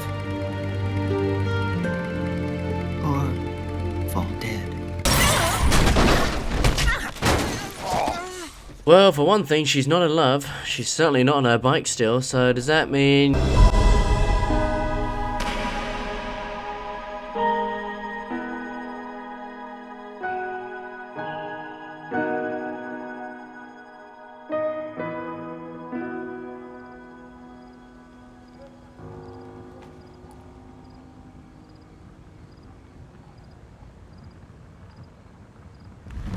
You do kind of feel sorry for Snake here. The dude just had the worst night. Plus, even if he just found out she was his mother in one day, to lose her on the same very day, it must feel still pretty shit. Anyway, Drebin turns up, pulls a knife out of Snake, then takes Snake back to the Nomad for debriefing with Otacon. This particular act's strongest feature was the cutscenes, but it's also one of its weakest.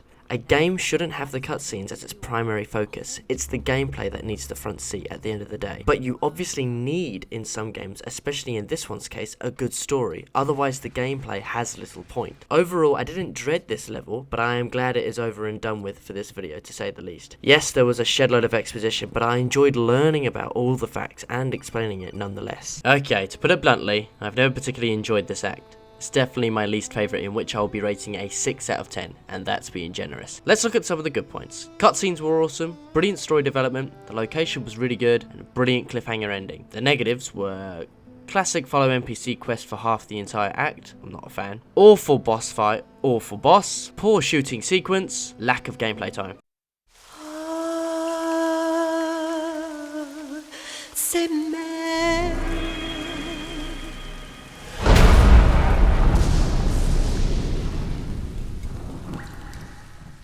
This time, Sunny's eggs aren't split by the looks of it and unite together, which probably means both Liquid and Snake will be fighting against each other at some point in Act 4. Plus, she puts the lid on top, maybe referencing the uncertainty of what might happen. So the next thing we know, we're shown Liquid's discussion with Vamp and Naomi on how they're planning to destroy the Patriots. Liquid only has the SOP system under his control, GW, not the entire system as of yet. He is unable to launch a nuke, but wants to send a stealth nuke at the main AI, JD, to gain full control of the system, which enables him to bend the entire planet to his will. In order to send a stealth nuke, he will need an unregistered stealth nuke, not controlled by the Patriots. That's where Rex comes in. Rex was a Metal Gear unit Snake destroyed at Shadow Moses Island years before the Patriots had control over everything. My bet is Rex is inactive and has been left at Shadow Moses Island unattended after the Shadow Moses incident back in 2005. Anyway, Mark II gets spotted, and then the team are left with the pieces of information to work out what Liquid is planning. Now, I'm not going to lie to you here, I barely have 2 IQ points to rub together and start a fire. But just from that clip on the boat, I figured out the premise of what Liquid's planning. He's obviously going to go to Shadow Moses, because fucking where else is Rex going to be? He's going to use Metal Gear Rex to shoot a stealth nuke at JD, to then have full control of the Patriots. They even found JD's location through GW. But the team take about 5 to 10 minutes figuring out what the plan is. A lot of it is just exposition about the AIs, basically, reiterating what the AIs are and the importance of the main AI, JD, and confirming what Liquid told us back in Act 3, which we already know. I'm guessing JD must be unable to recognize GW, even though it's inside the Patriot system. It's a blind spot. GW was written off as lost while it was still tied in. Remember GW? The AI they think they lost? It's mine. I get that they're trying to make sure the player understands what's going on because this game has a lot of meanings and information even in the fucking egg cooking, but at this point I'm like, guys, I already know all of this. Can we get to the part where we confirm Rex's location is in Shadow Moses Island? Because every man and his dog already knows it is. You know, I'm just gonna fast forward to the point where the epiphany kicks in.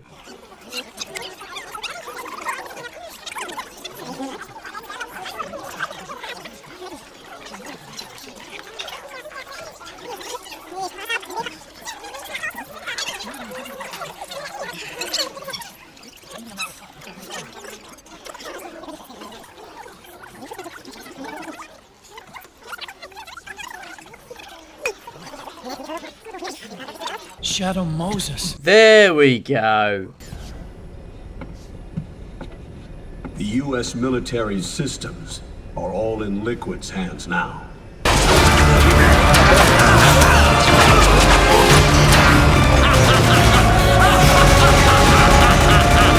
The war economy is ground to a complete halt. It's tough to play down a crisis of these proportions. War economy-related stocks are already going into a free fall. They must be shitting themselves at the White House right about now. Liquid's insurrection is about to begin. The first thing he'll do is try to destroy the system the Patriots built to control the U.S., which is why Liquid plans to launch a nuclear strike on JD in its orbit. We? Already? Come on, lads, figure it out. You've got this.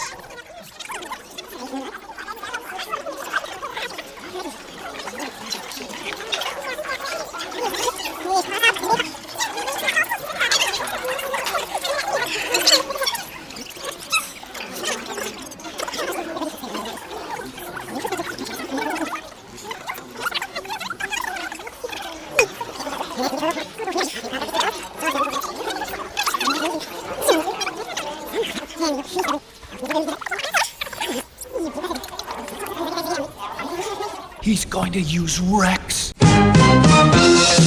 Alright, finally, the boys have latched it on. It only took 2 minutes or so, and that's not even the stuff I cut out. Now, let's get ready and head to Shadow Moses Island and finish the fight. Face it, Snake. We've lost. We never stood a chance. It's not about winning or losing. No. We started this.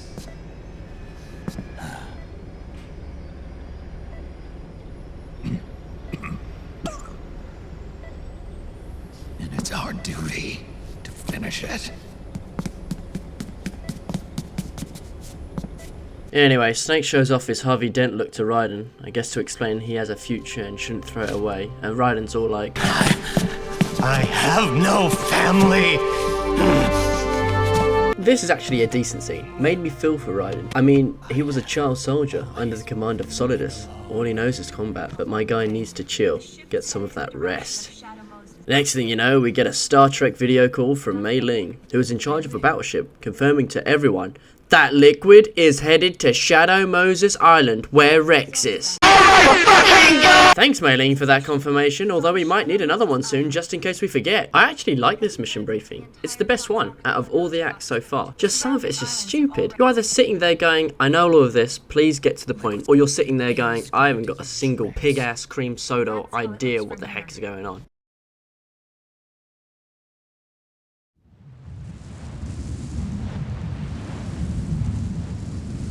Man, this is awesome. I didn't expect to play some Metal Gear Solid 1 in Metal Gear Solid 4. That's crazy. I'm a pro at this game. Let me show you how it's done. Ah, shit. Turns out that was just a little dream sequence. Everything all right, Snake? I was having that dream again. So they reach Shadow Moses Island and Otacon drops Snake off. We're given a new Metal Gear, Mark III. Try not to break it. Who, me? Never. One more thing. I don't see anybody around, but there are unmanned sentries patrolling the area. Be careful out there. I then decided to put on a young Snake look for the nostalgic reasons, and press on. The level starts with the player sneaking through a snowstorm whilst evading unmanned Gecko. Certain parts of the map will activate audio flashback from the events of Metal Gear Solid 1. Hi, D. What's a Russian gunship doing here? Wow, he must be crazy to fly hind in this kind of weather. Who's that? Nice to meet you, Snake. It's an honor to speak to a living legend like yourself. A surveillance camera.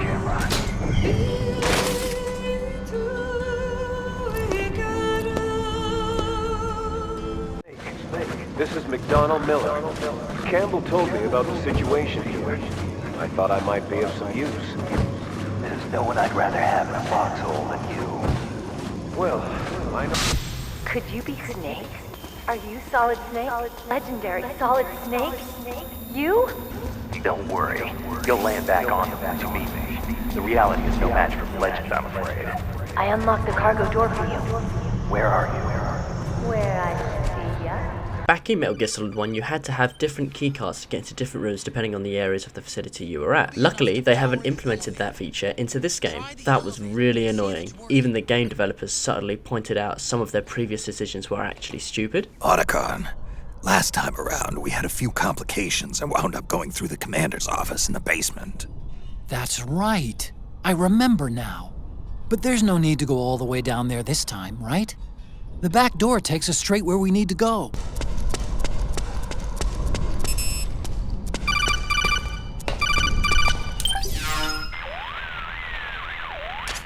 Huh? Snake, that door is locked. No! No! No! No! No! No! No! I've got it, Snake. My old office is close by. With the power on, you should be able to unlock the door from there. So in order to proceed, Otacon needs Snake to take the Mark III into his old office to turn on the power to access the door. He then gives you a key code and tells you to remember it.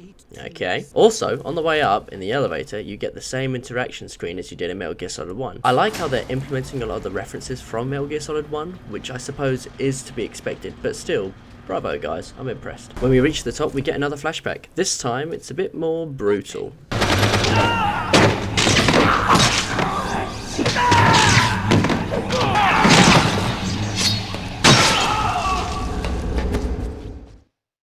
Anyway, we make it to the office. Snake has a fit and is all better after some more injections, and I put the code in Otacon gave me earlier, correctly. Nice job. At least your memory hasn't gone bad. While the system reboots, Otacon and Snake reminisce the time they first met. This is the room where we first met, huh? Yep.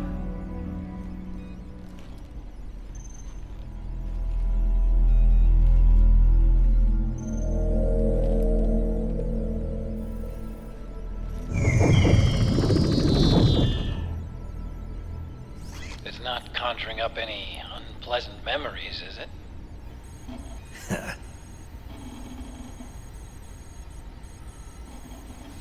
I was being attacked by Frank Yeager. Yeah, I remember. If you hadn't shown up when you did, gives me the shivers just thinking about it. Snake, you saved my life.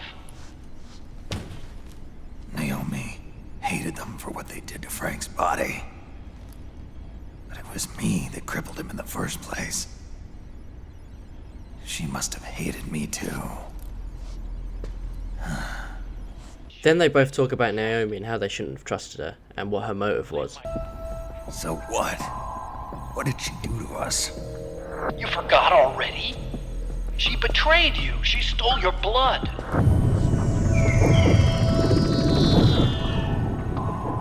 If that was all, it should have been over and done with in South America.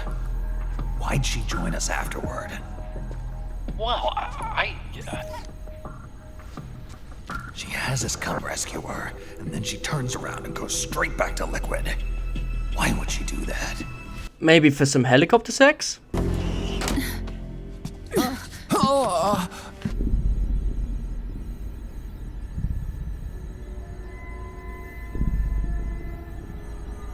Naomi. And Vamp. Once the power is back on, I head on out back where I came from, and since there are no enemies here, I can take my— Holy shit! Take this, you motherfucker! In this sequence, you're tasked with distracting the gecko while Otacon tries to open the door. Alright, let's throw a couple of these.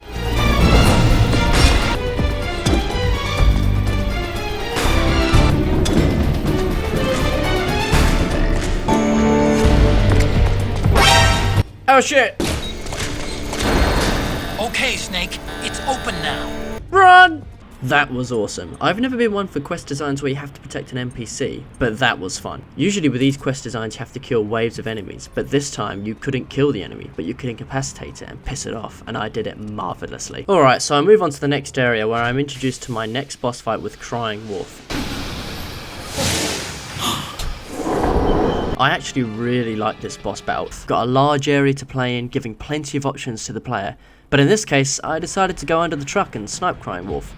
It's nice that the game allows me to do that even if I want to be a camping little bitch. She sends her guards after you, but they're no threat as no one can see me under the truck, thanks to the snowstorm I suppose. Unlike the previous boss encounters, Crying Wolf has bulletproof armor. The only way to take her out is to wait for her to come out of her shell.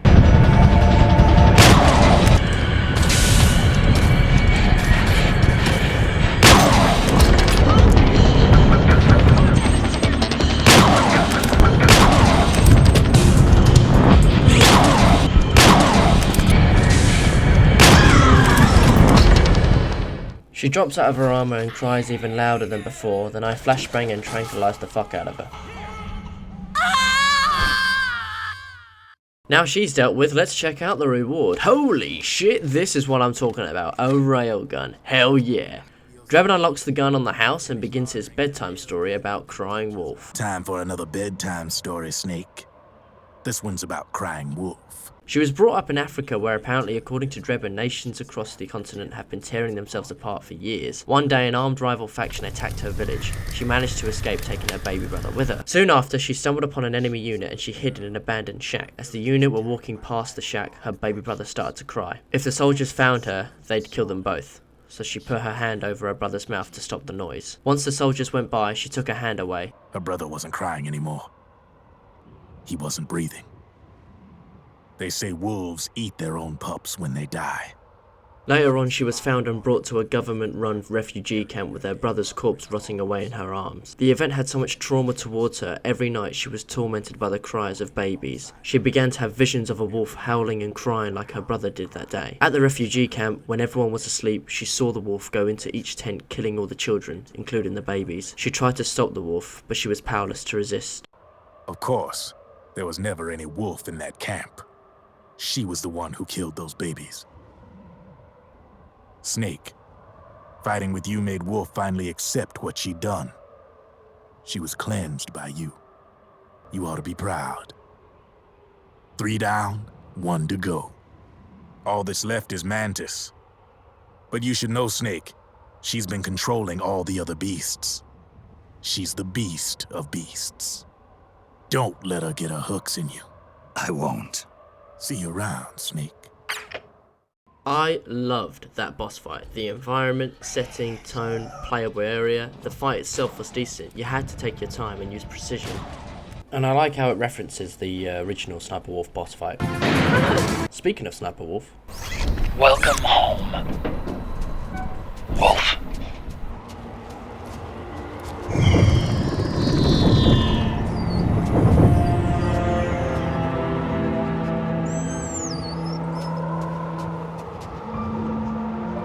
Anyway, I press on to get to the hangar where Rex... Hold it, Snake. Excuse me! Excuse me! Time to change the disc. I know, it's a pain. But you need to swap disc 1 for disc 2.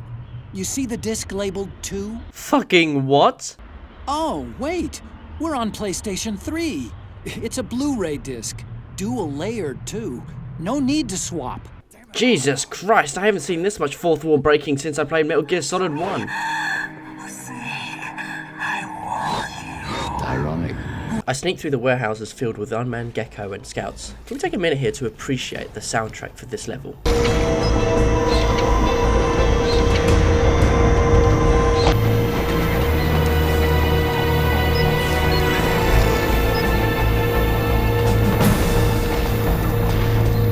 Anyway, I take the elevator up with Odocon's Mark III to reach the hangar where Rex should be. When we find Rex, he's missing the railgun. It turns out Liquid doesn't plan to use Rex entirely, he just needs the railgun to launch the stealth nuke at JD, which, by the way, is flying in orbit in space disguised as debris. We've identified JD's location through GW, an abandoned 20th century satellite orbit, disguised as debris. A clever place to hide. Is it? Hey, where did we put that AI that literally controls absolutely everything in our entire planet? Is it somewhere secure? Yeah, it's in space, but don't worry, it's disguised as debris. See, if anyone launches a nuke at it, we can just shut it off before it gets to it. Oh, nice. What happens if it's an unregistered nuke from like 10 years ago? I don't know, say from an old Metal Gear unit everyone forgot about and left in Alaska in the middle of nowhere? Anyway, Beauty and the Beast show up. Yes, Vamp is the Beauty. The suicide gecko are on their way. Soon. there'll be nothing left of this place. We've been had. Otacon! Snake, I think I might be able to get it working. I just need some time. Hurry!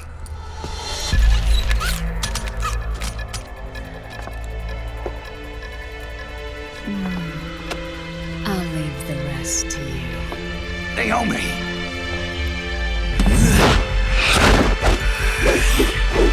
Excellent. You'll amuse me until they arrive. In order to give Otacon some time, I keep Vamp busy. When I first played this boss fight back when I was a wee lad, I couldn't kill Vamp. Every time you took him out, he'd just come back to life, and it took me ages to figure out how to kill him. When I did figure it out, I syringed his ass. What have you done? There. Now you're a mere mortal, like the rest of us. I have to say, I really enjoyed that boss fight. It's just simple shooting and dodging. At first, he kicks the hell out of me, but once I get used to his fighting style, it's actually really nice and fluid, and makes the player feel really immersed like they're in a proper intense boss fight, instead of janky, rigid, awkward, boring. Anyway, the Suicide Gecko arrive, and it's all over until...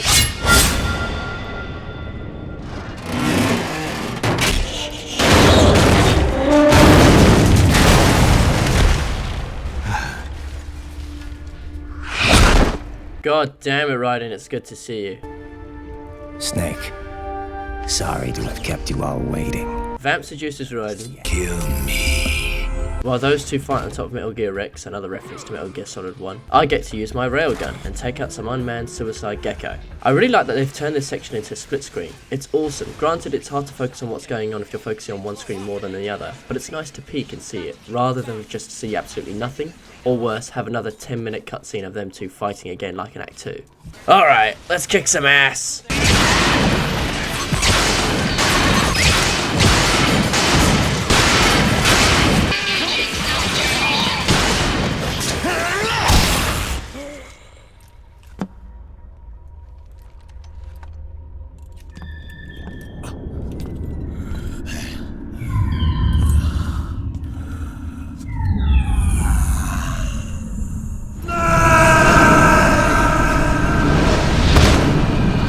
After Vamp still not being dead, Naomi returns and gives Vamp his injection. Apparently this gives him some pain relief. Now you can return to your true self. You can be at peace. I can die. Yes.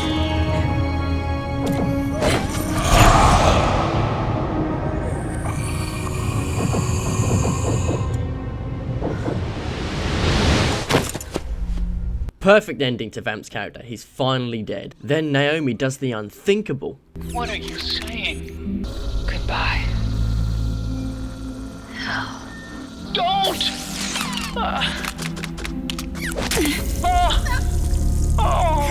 Yeah, Naomi decides to overdose herself on nanomachines. I mean, why?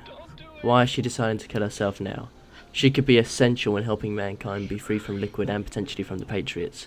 Her whole character arc has always been about finding out more about herself, giving herself a reason to live. She didn't even know Frank Jaeger killed her parents, so she's done half a job of finding out the truth about her past currently. Yeah, I guess this does have an effect later on as to why she does it, but to me it seems this scene was put in for a full circle for Naomi's character. You first met Naomi during the Shadow Moses incident, and now she dies here. I guess that's potentially one of the reasons. Otacon as usual is in bits over a woman he banged once and has known for less than a week. I mean, he cried when Sniper Wolf died, when Emma died, and now with Naomi that's died. The only one I can feel sorry for is Emma, because well, it was his stepsister, and I can understand that, and she was also a decent person. Sniper Wolf had Stockholm Syndrome, which for those of you who don't know, Stockholm Syndrome is when a captive and a captor bond a connection and get along essentially. And Otacon, obviously being the captive, fell in love with Sniper Wolf. And as for Naomi, they banged in a helicopter. My guy, I get you're a sensitive man with a big heart, but for the love of God, please fall in love with women that aren't working for the enemy. You're coming.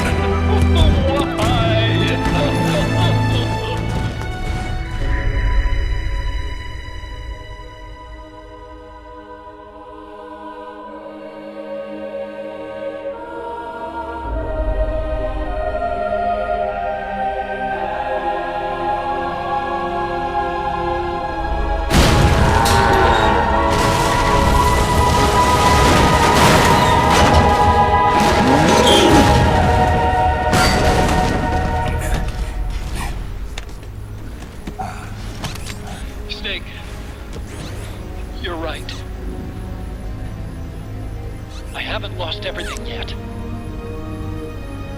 I've still got a job to do. That's right. We need you. I'm done crying. That was quick. Anyway, I'm quick to forgive Otacon when he gives me the control of Rex. Oh shit! This is awesome. I get to wipe out all the Iron Man Gecko with such ease. I'm tearing them up and I'm only using the minigun. I haven't even tested the other two weapons yet. You can switch between first and third person, but only get a HUD in first, which is fair enough. The third person view is for visuals and for the kicks. Raiden for some reason doesn't stay in the fortified Metal Gear, but jumps off on his own in the middle of a collapsing facility filled with Suicide Gecko, and boy would you know it, the building collapses on Raiden.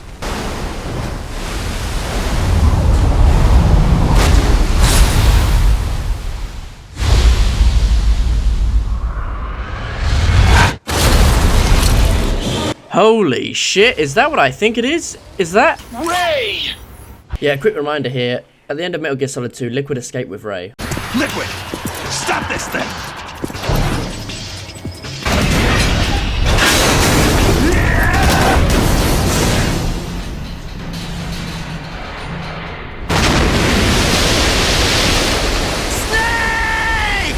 Well, unfortunately for him, Ray ain't got nothing on Rex, let me tell ya. Another boss fight. Holy shit, this act is awesome. Each boss fight has been well thought out, planned, and carried out perfectly, each one ranging in differences in comparison to each other, and it's all the better for it. I've got this on solid normal difficulty, and I'm kicking Liquid's ass. I'm using a whole new range of weapons, from minigun to laser, but mainly using this bad boy as it obliterates Ray, giving me the chance to jump on his ass. With Ray tapped out in under 5 minutes, we get a brief clip of the repeat of what happened 9 years before. Snake! Snake!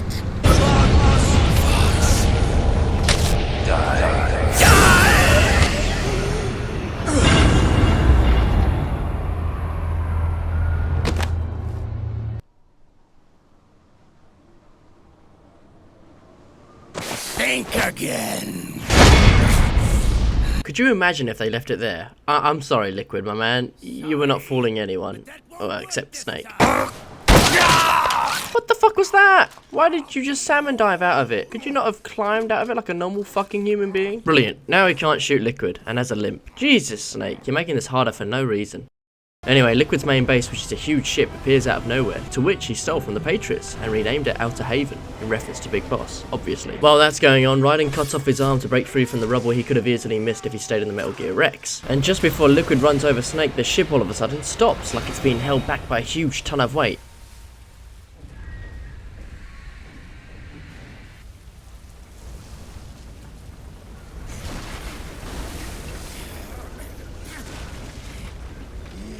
It's Raiden?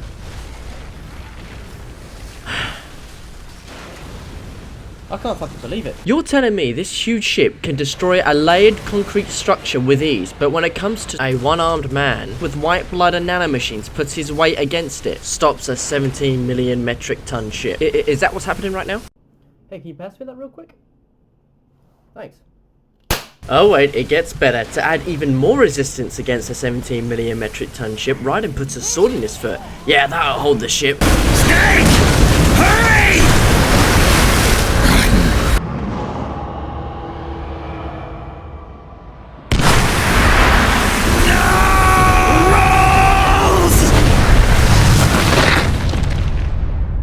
Jack, do you remember the day we met?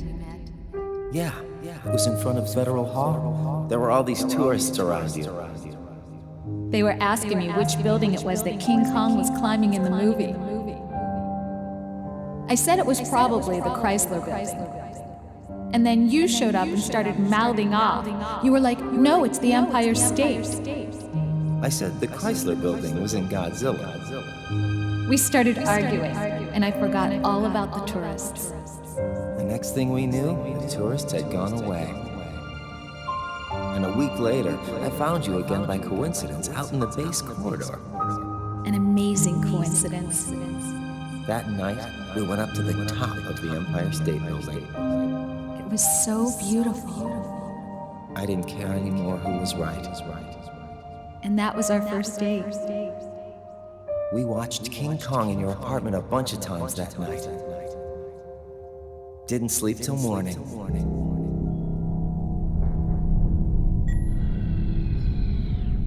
As stupid as that last scene was, it ended pretty well. I liked how Jack's final thought was of Rose on their first date. It's nice and it makes you feel for him, especially having a 17 million metric ton ship park on him.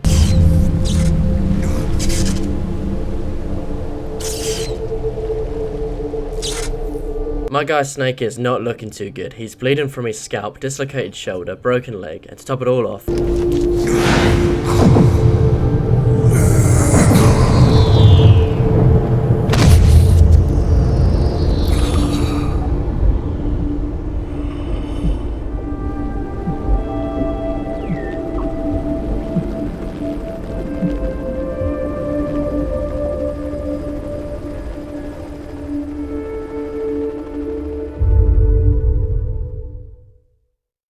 that's pretty much it for Act 4. Gotta say, I thoroughly enjoyed it. It had a huge variety of gameplay, much like in Act 2. For example, the first area, I could go through the vents, which I did, or I could have gone through the front entrance. These are just some of the options given to the player. The location, environment, and setting was nailed to a T. The nostalgic references to previous entries were done brilliantly and consistently, although not too much to confuse new players. The boss fights were incredible, ranging from patient sniper shooting, and that's if the player decides to do so. They can always run and gun if they choose to do that. There's also a close quarter combat boss fight with Vamp, who seemed impossible to kill as he kept coming back with full health. But instead of simply shooting him until his health went zero, you had to think on your feet, get behind him, and plunge that stake into the vampire's neck.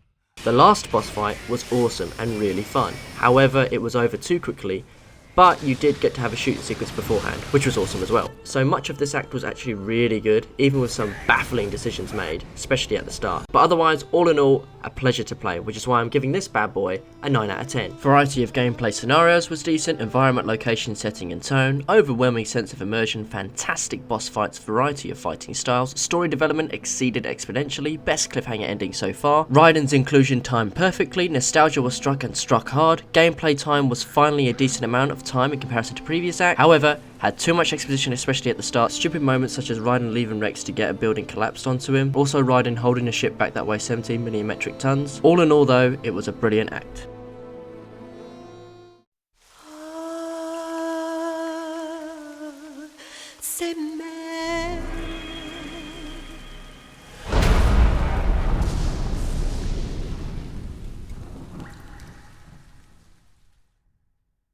The team are having a group presentation on Liquid's Outer Haven. There's a lot of exposition in terms of what he's doing and why hasn't he already used Ray's railgun to destroy JD in its orbit. The nukes fired by Rex's railgun have a damage radius of approximately 300 meters. The target is a moving satellite that's traveling at 10 kilometers per second. To get the precision they need, they have to get as close as they possibly can. While Johnny's character development makes him a perv, we get an insight on what sort of defences we're looking at here. There's going to be super elite soldiers, Gecko, scouts, and probably the last B&B screaming mantis. No issues there. After all that, all we need to do is head to GW and destroy it from the inside by putting another worm into it, this time destroying it for good. That shouldn't also be an issue. The corridor leading to GW is defended by directed energy weapons that emit certain types of microwaves. Did you say microwaves? That's right. And at that frequency, the waves will start to evaporate any living person within range. A giant microwave oven.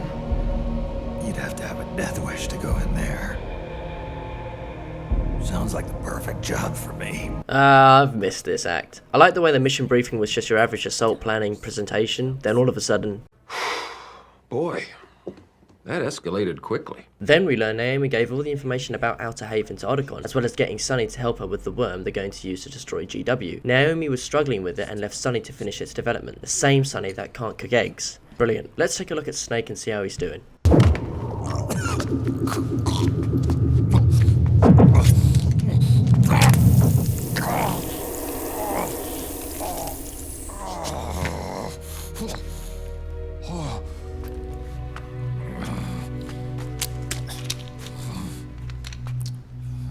Are you trying to kill yourself? Why don't we get somebody else to go? There's no need for you to do it. I still have things left to do. Besides smoke.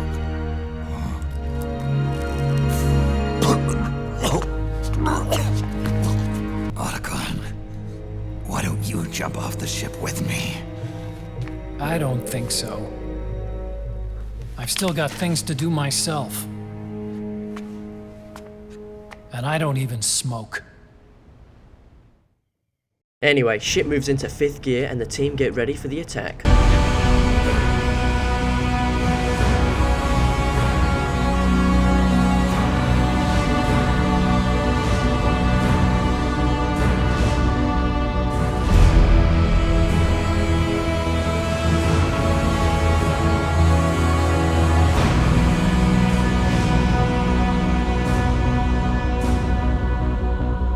Whilst the strike team, i.e. Meryl, Johnny and Snake, get ready on the catapults, the plan is when Liquid's outer haven emerges from underwater, this is when he will use the railgun to shoot JD. This will leave outer haven exposed for infiltration, hence the catapults, and it's all thanks to this man.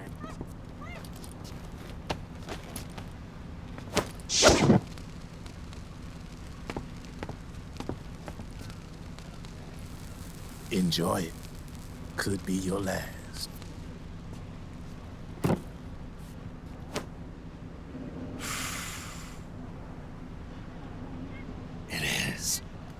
I'm all out.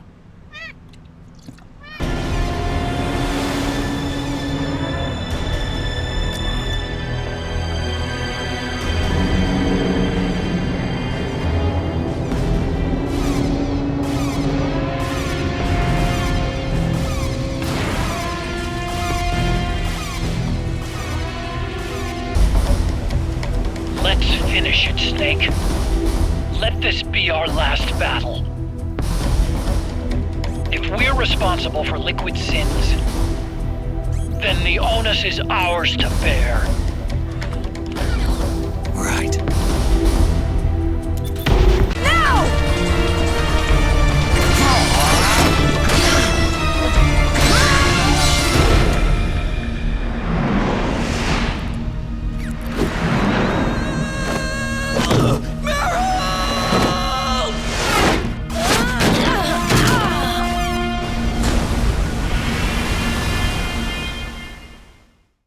This section here is the last time you can play the stealth approach. Afterwards, the alert phases are no longer included due to the next events being scripted. So if you're going for that no alerts achievement, where you can get the stealth camo as your reward, you just need to get through this door.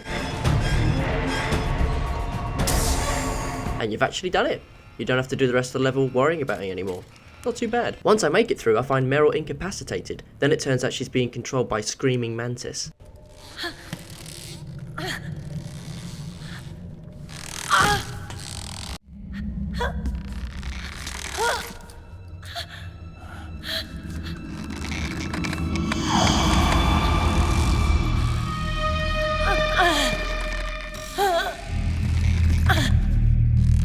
Snake, run! Ah boy, I guess this is my final boss fight with the BMB known as Screaming Mantis.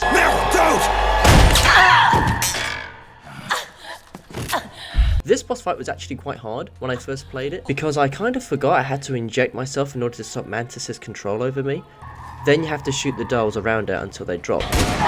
Here's a hint, don't waste your time shooting the blue doll like I did. Shoot just the orange doll, as I couldn't do shit with the blue doll against her.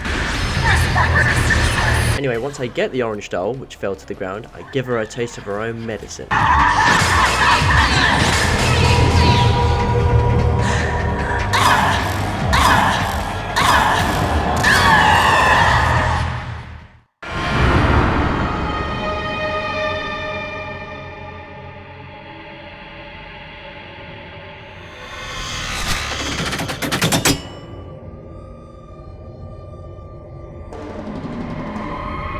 Then, for the last time, just like the rest, I incapacitate her with some tranquilizers.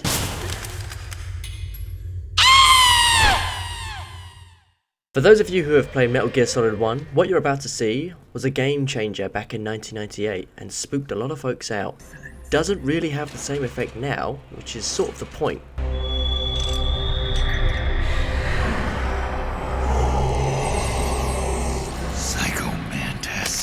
I will show you the power of the world's greatest mind reader and psychokinesis. I'll start by reading your personality, rather, your past. That's right. This is no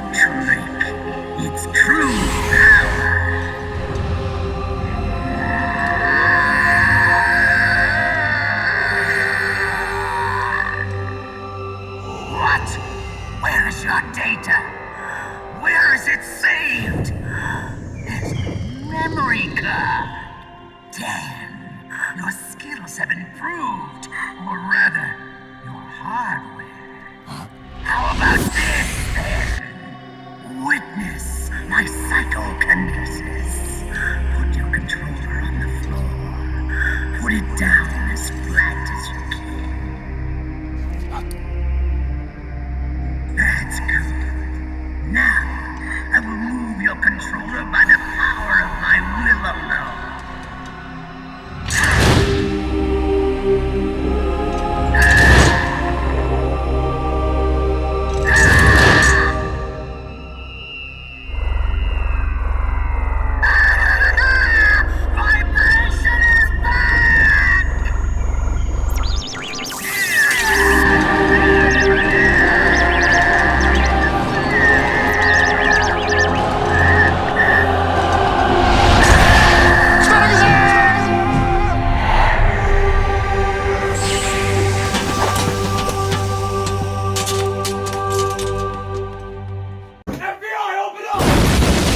So we get our last bedtime story from the one and only Drebin about Screaming Mantis. Pretty much like the rest of the B&Bs, Mantis was brought up in a war zone. There was a civil war in South America with their village being attacked and burnt to the ground. She managed to escape and found a basement of a building. When she entered, she realised this was hell on earth. She stumbled into a torture chamber filled with corpses. She was so petrified, she didn't move from the corner of the room and was stuck down there for days. All she could hear from the rooms upstairs was the shrieking screams constantly tormenting her and scaring her. The room was filled with a disgusting stench and she hadn't eaten in days, and sooner or later she was going to die from either starvation, sickness or torture. It was at that moment she was saved by a black mantis, which taught her how to survive, block out the screams and the fears. What the hell are you talking about?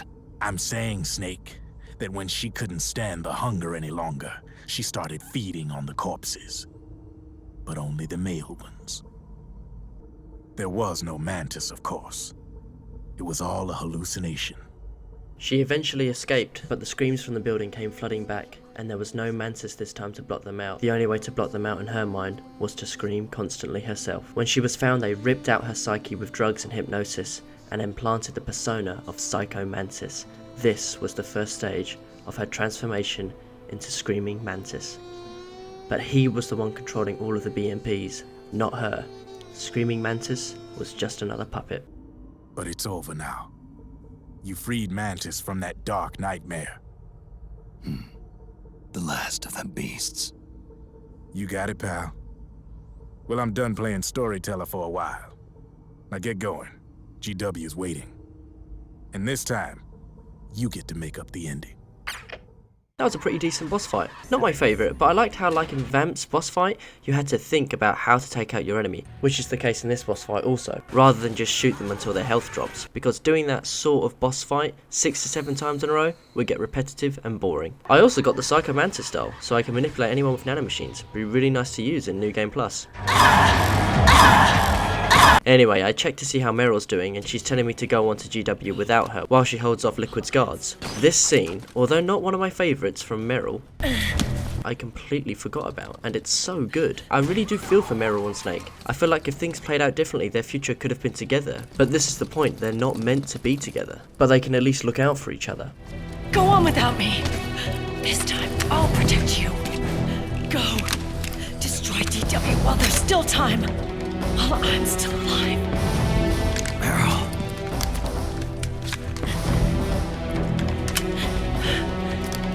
Snake, the corridor ahead is full of microwaves. Yeah. No way I'm getting through there uncooked. I'm sorry you got dragged into this. This time, I've got your back. We'll meet again on the other side. Go! Hurry!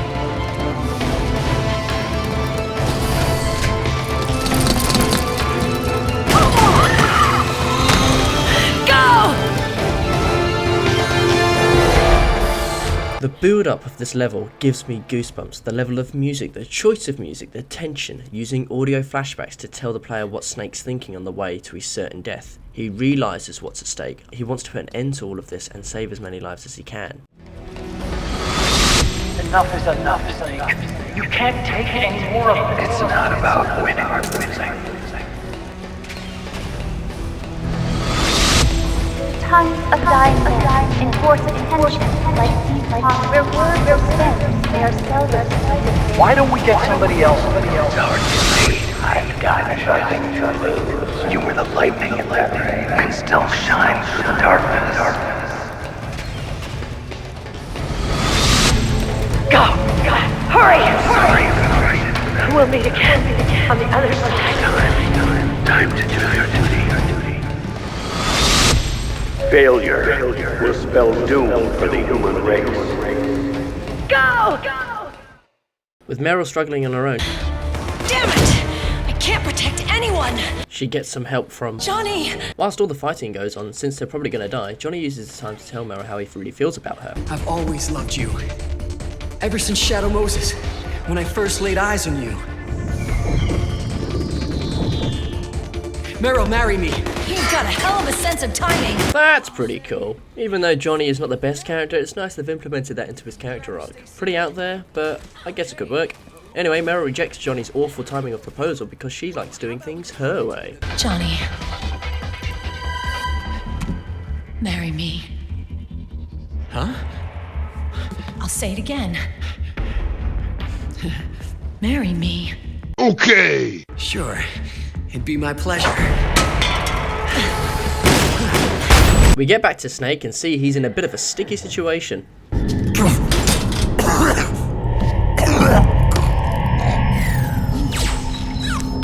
Snake?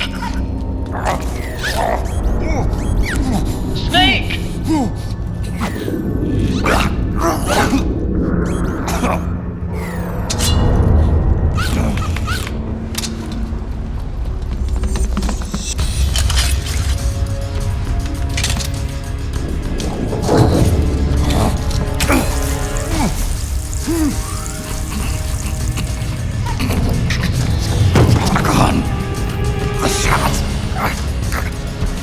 They're not working.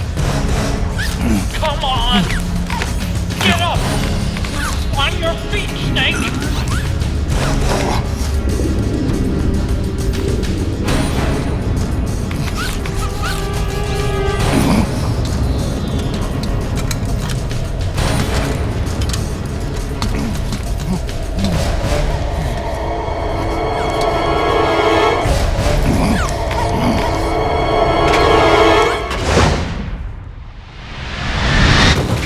Holy shit, it's Raiden. Man, this guy has impeccable timing. He managed to get on the ship, sneak past the giant gecko, go through the assembly hall where Johnny and Meryl are fighting, then go through the long ass corridor behind to make it just in time to save Snake, whilst having no arms. He is one hell of a soldier. I am lightning. The rain transformed. Oh, for God's sake. Okay, Raiden.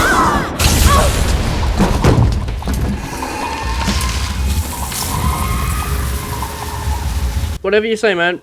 You're Lightning. I'll call you Lightning. Raiden tells Snake to stay behind while he goes through the microwaves himself and stops GW. Then Snake explains why he's the one who must do it with this amazing speech. My body is a machine. I can take it. Your body may be a machine, but your heart is human. You've got a life to go back to. She means nothing to me now. Raiden, look at me.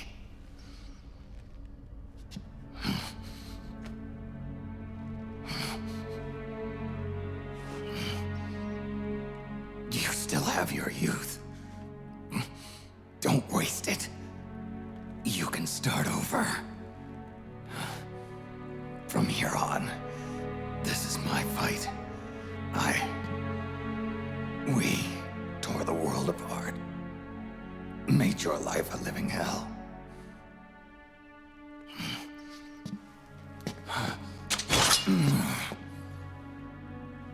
It's my duty to put an end to all of this.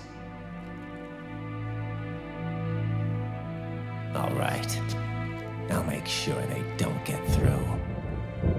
Stay with me, Snake. Hold on until we insert the virus.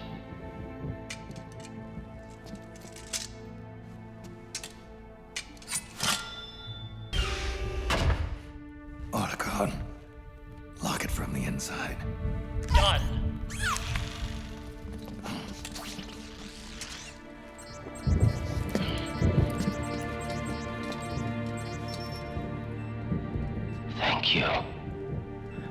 Snake. Okay folks, this is another one of my favourite moments in this game. It is a fantastic, intense, dramatic and moving piece. So buckle up.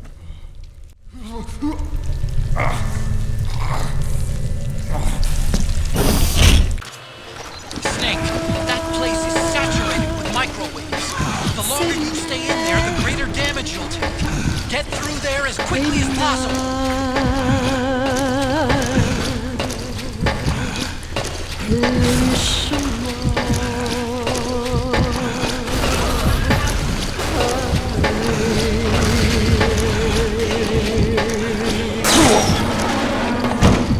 Are you alright?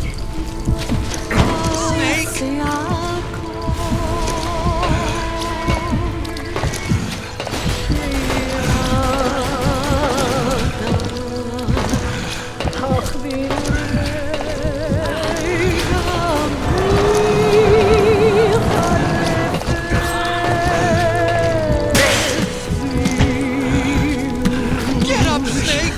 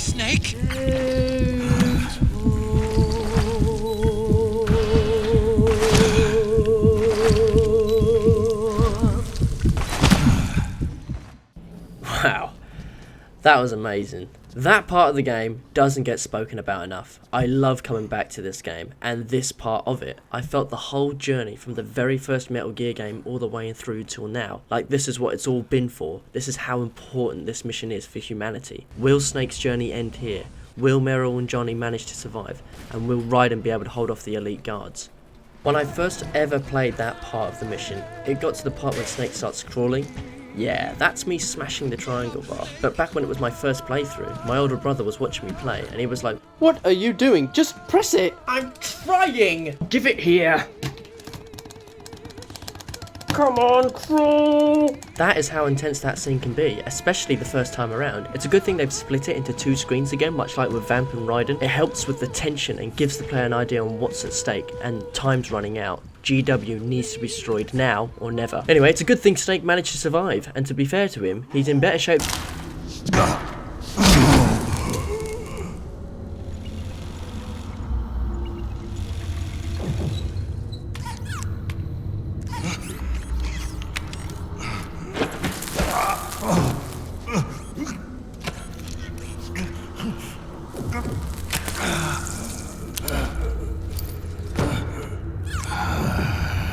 He's fine. Anyway, Otacon begins implanting the worm to GW, and everything seems abnormally fine. No boss fight, no Gecko, no elite guards. To be fair, if there were, Snake would be pretty much finished, because after the microwaves, I don't think Liquid expected anyone to survive them. But, just in case they did, Liquid has left some surprises in store for us.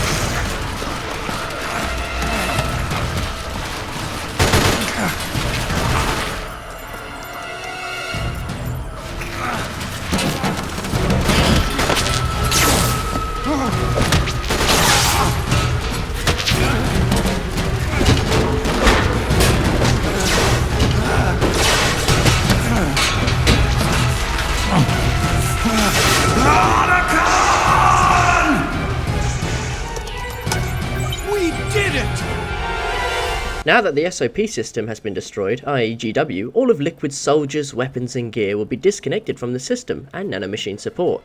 And you know what that means!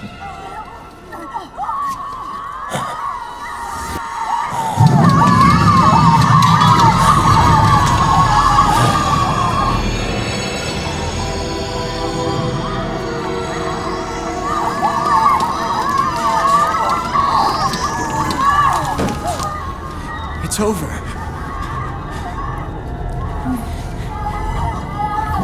They did it! Oh, Johnny!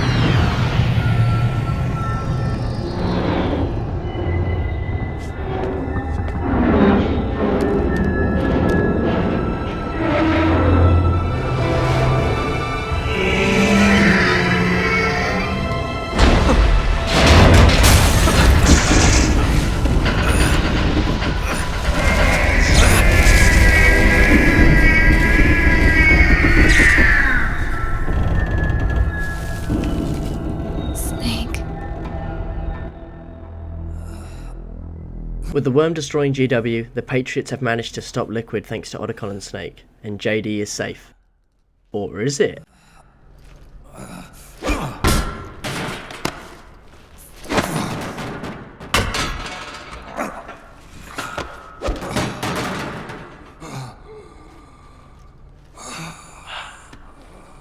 Wait a minute. The worm is still spreading, and it's not stopping at GW. Is it removing the other clones? No. Wait. I don't believe this. Naomi. Yeah, it turns out the worm Naomi asked Sunny to finish off has managed to destroy not only the AIs, but JD as well, without the need of a nuke. JD is being erased!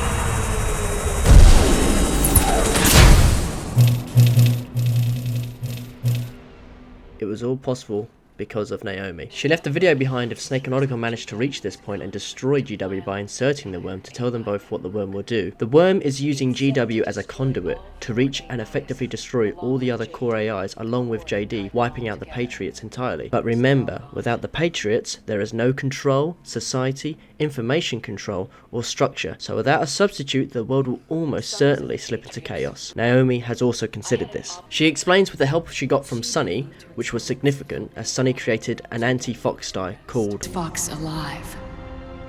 It's the conceptual opposite of the nanomachines that I created all those years ago. We wish to free the captured foxes, to let them run free in the wild. Naomi gives Otacon closure after betraying him. This was to make everyone in the Patriots believe she was part of Liquid's insurrection, so she could undergo the destruction of JD undetected. It's a bittersweet ending between two of the characters, and it has a sense of purpose. I enjoyed it. Usually when you die in the game, Otacon will say Snake 3 times, third being a scream or a shout, but this time you weren't getting dunked on, shot at, or making a mistake that cost your life. You're watching the cutscene of the protagonist slipping away, making the player feel tense and a bit worried and a bit anxious as well. You start to ask yourself questions like, I mean, this is his final mission, so does that mean he's not going to make it out of here? Is Snake going to die? Snake. The time has come.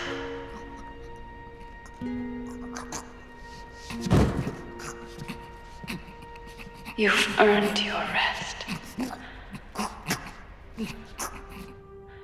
The rose petal is about to fall.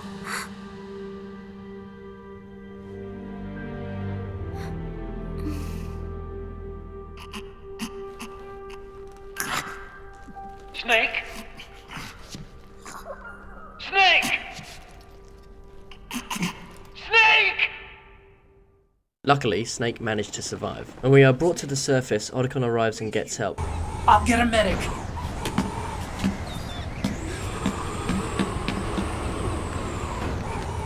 Enough! Stop this pointless fighting!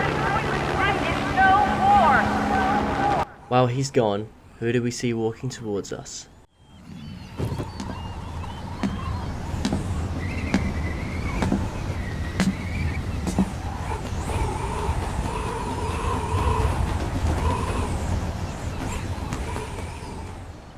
This is where the game starts to go down different turns, so make sure you're paying attention, because if you haven't played this game or didn't understand it once, I'll explain it and it should become clear. The war is over.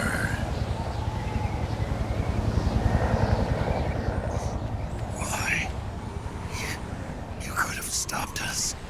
Stopped you. Why would I want to do that? This is just as I'd hoped things would end. Back before Father's time, before Zero gave birth to the Patriots, the US, China, and the Soviet Union formed a secret pact.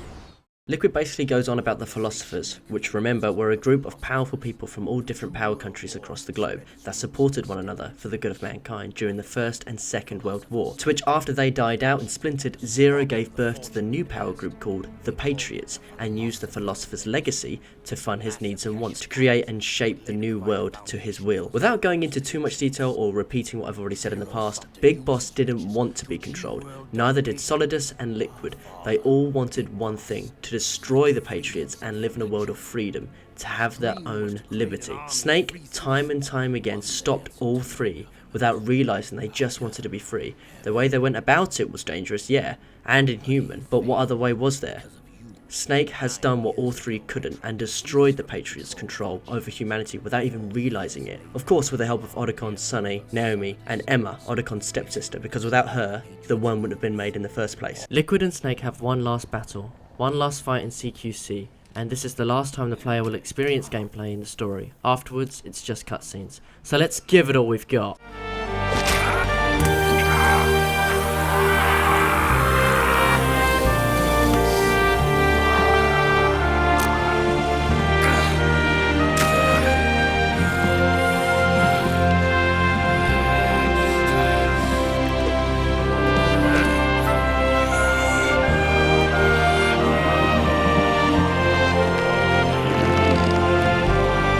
In this fight sequence, the more damage you do to Liquid, the different stages of himself you see slipping away. First round is reference and theme of Metal Gear Solid 1, with the health bar, name, and music.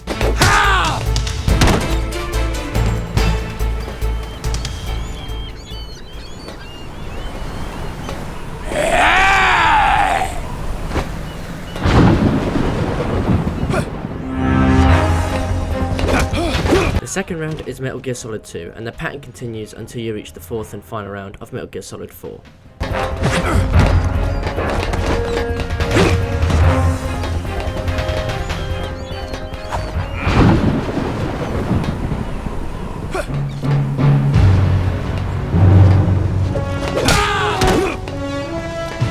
This boss fight is okay at best. I got dunked on a few times earlier, it's just so rigidy. In order to beat him I have to be sweaty and cheese it half the time. It isn't fluid or intense, it's just annoying. I can appreciate its reference to Metal Gear Solid 1 with these two fighting on top of Metal Gear Rex, but at least make it a bit more up to date. Half the time you've got quick time events, and they do not bode well with me.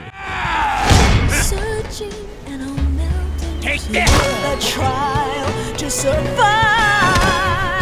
for the day.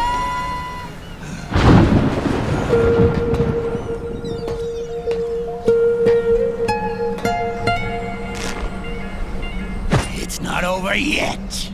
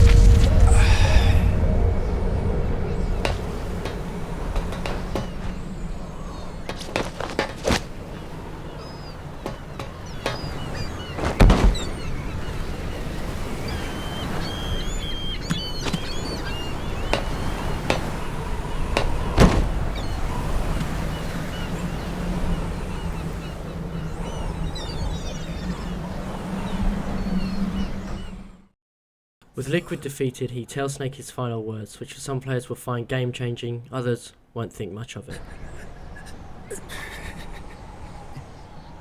You're pretty good. You're pretty good. Pretty good.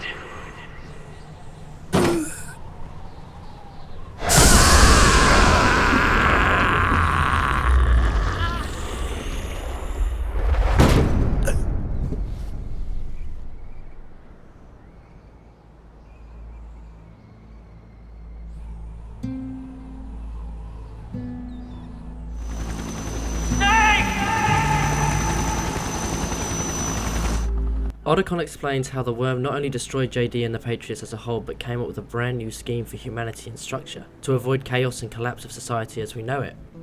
Sonny's program destroyed JD's brain, but left the brainstem intact.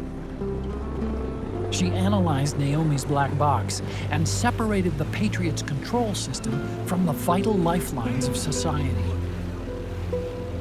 Water, air, electricity, food, medicine, communication, transportation. She cut off the Patriots' control while preserving modern civilization. Maybe it was her way of avenging Olga, her mother.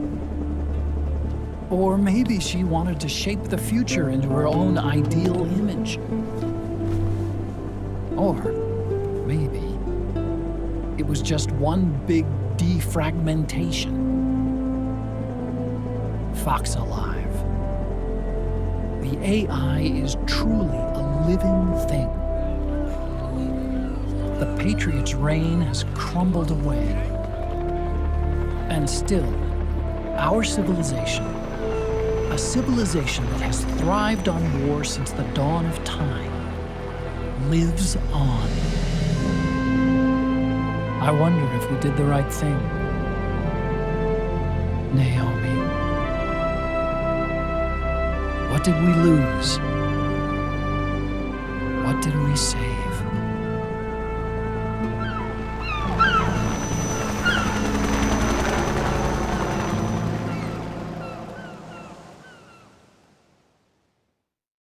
And that's it for Act 5. I enjoyed my time with it, however in terms of actual duration of the act, it's fairly short and mainly just filled with cutscenes. Think about it, there was a stealth or loud section at the start depending on the player's choice, then a boss fight, then you go through several long corridors, then through the microwave, which I loved in terms of story development and building of tension, don't get me wrong, but after that, there was one more boss fight, which was average at best. It wasn't the best act in the game, it certainly wasn't the meat of the meal, but it certainly was the cherry on top of the cake, and in my opinion, a great end to an amazing game. For that, I'll be giving it a rating of 8 out of 10. It had fantastic build up throughout the entire level, it was very immersive, brilliant cutscenes, decision on the last level location, full circle effect, excellent. Story development reaches a close successfully. Boss fights were pretty good, excluding the last one wasn't the best. Consistent references to Metal Gear Solid 1 and Metal Gear 1, which I liked a lot. However, a few things I didn't really enjoy. The gameplay, like I said before, was too short. Very linear, considering Outer Haven is huge and we didn't get to have the option of exploring it a little bit more. All in all, I enjoyed the ending of Act 5 and of the game itself.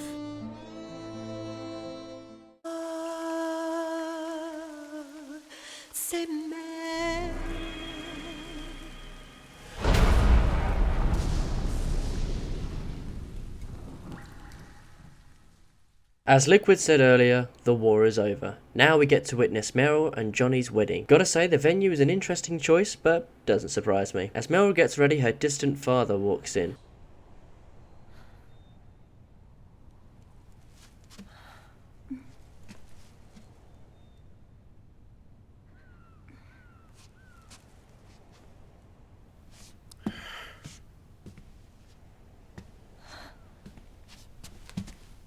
Colonel.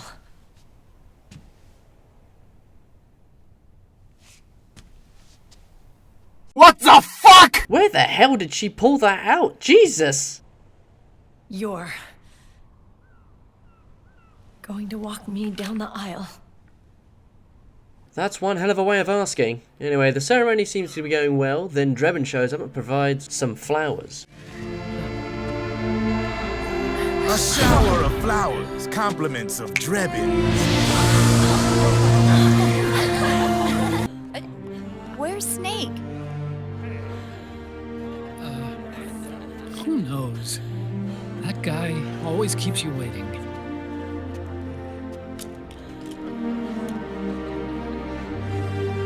Sonny, come on.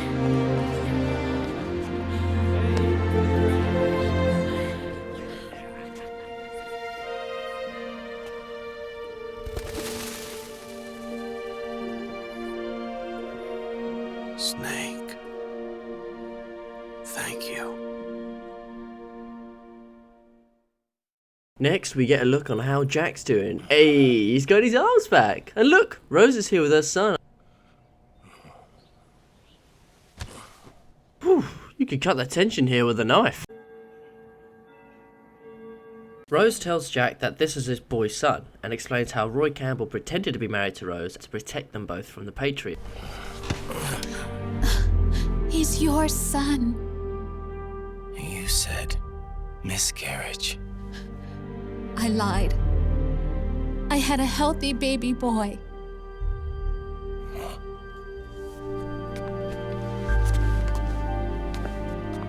Roy pretended to be my husband, to protect me and our son. Only until you completed your mission, to shield us from Patriot eyes. What? He didn't even tell Meryl. He sacrificed everything, even his family, to protect us. Anyway, Jack ends up believing her, which, you know, why wouldn't he? The kid looks exactly like him. I think you're cool. Kinda like a comic book superhero. Jesus Christ. He's definitely your son, Raiden. Well, they seem to be happy, and this is a perfect ending to Jack's character. He can find peace, and this is where Jack's story... No, it didn't happen. Get back down there. If that happened, it would ruin this and make it completely obsolete. You know, while we're on the subject, why couldn't they make a game like Metal Gear Rising, but explain how Raiden went from this to this, instead of ruining the ending of Jack's character in Metal Gear Solid 4? This is a perfect wrap-up for his character, all for it to be ripped and scrapped apart. If you want to slash stuff, I get it, fair enough. But for the game devs, don't ruin another game's ending of a said character's story. Like a scene from Beauty and the Beast. Don't say that. You're no beast. I was actually talking about you. Metal Gear Rising aside, Jack has finally found closure and happiness. This is the third and final of my favourite scenes in the entire game. It's a reminder that Snake still has the fox dye in him, which will lead to an epidemic and kill innocent people. So he knows, as does the player, he has one final mission. You have 3 months. Still enough time to think once all of this is done with.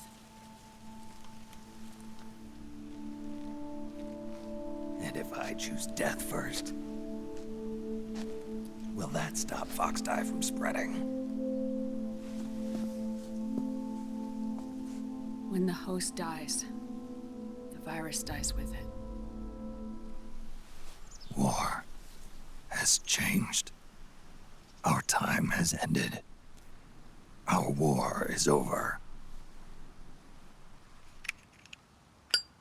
But there's one more thing I must do.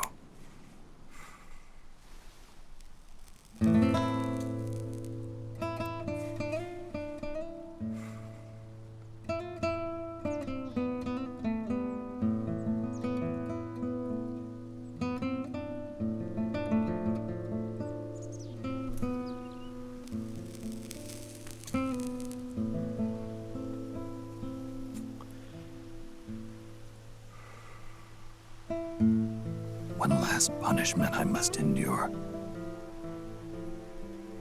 Erase my genes. Wipe this meme from the face of the earth.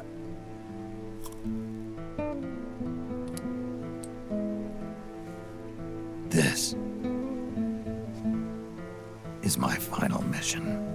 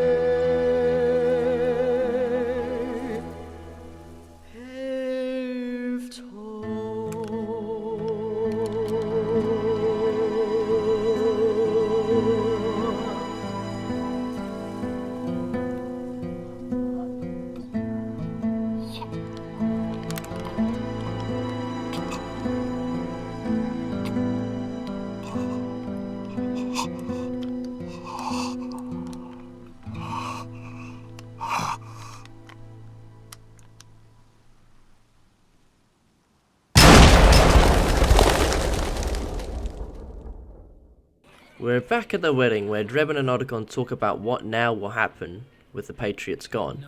They talk about reconstruction of society and SOPS. I guess getting rid of the Patriots won't solve all our problems overnight. Drebin, starting to get drunk thanks to no nanomachines to suppress the alcohol, tells Otacon the truth, that he was sent here by the Patriots right from the start. You, probably already suspected this, but... We did. Drebin was a child soldier, brought up by the Patriots to then eventually train up to become a gun launderer. The Patriots wanted Drebin to support Otacon and Snake and also keep an eye on them, as they have attacked the Patriots in the past, like GW and Metal Gear Solid 2. He was effectively spying on them. I was under strict orders to back you guys from the start. You what? Hey, man.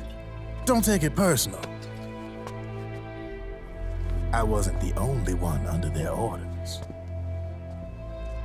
Huh?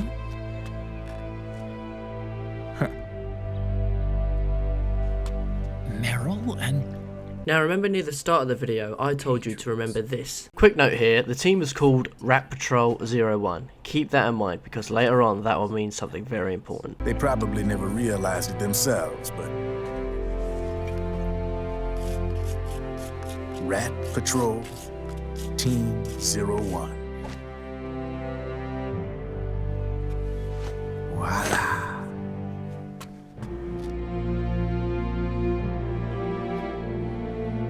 Patriot. Played like a violin. Obviously, Liquid's plot was a threat to the Patriots. So they planned to have you guys take care of it. Didn't turn out quite how they planned, though, did it? Yeah, well, I don't think they expected you to crash their system and wipe them out. As for Sunny, she's found a new friend and experiencing life outside the Nomad, where she spent all of her life in. Otacon finally tells her she can live outside. She's no longer hunted by the Patriots. She can live her life the way she wants to. I also like the way they've written Sunny's character arc, and how she can now be free and do the things she's only dreamed of while being cooped up in the Nomad all her life. It's your life. There are other havens out there.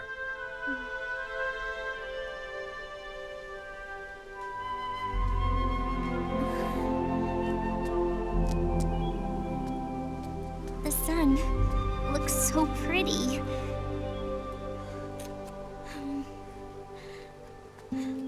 Sunny. I like it outside.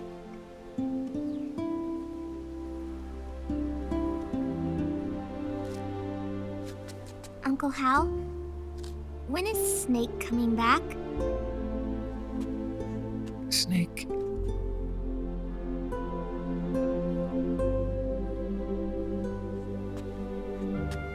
Is sick. So he went on a trip to help him get better. We're not going with him? No. He needs to be alone. I wonder if I'll ever see him again.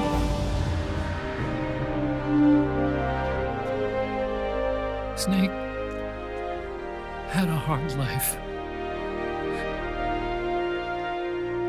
He needs some time to rest.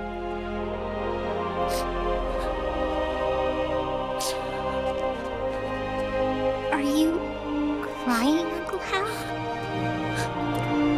No. I'm not crying.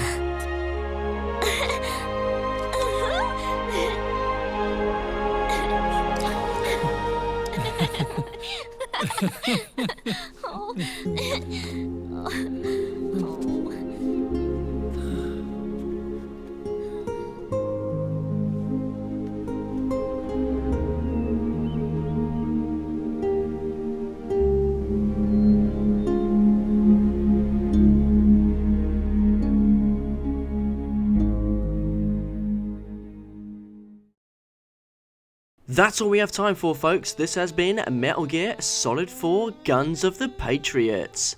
Wow. Gotta say, coming back to this game was a real treasure. It had some brilliant bits I forgot about that I loved experiencing again.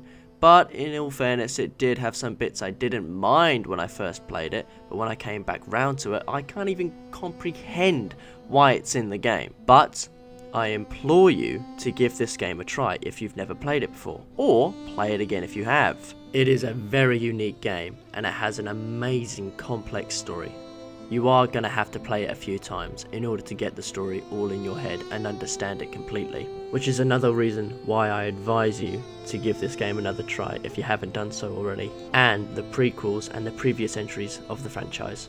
Anyway folks, that's all for now. This has been The Gamer Life. Until the next time... Hang on. The voice of Big Boss is Richard Doyle. But Big Boss wasn't in this game. Why would they need a voice actor? I thought this was the...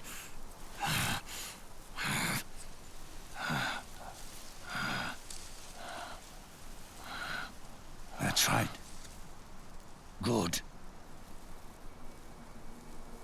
No need for you to go just yet.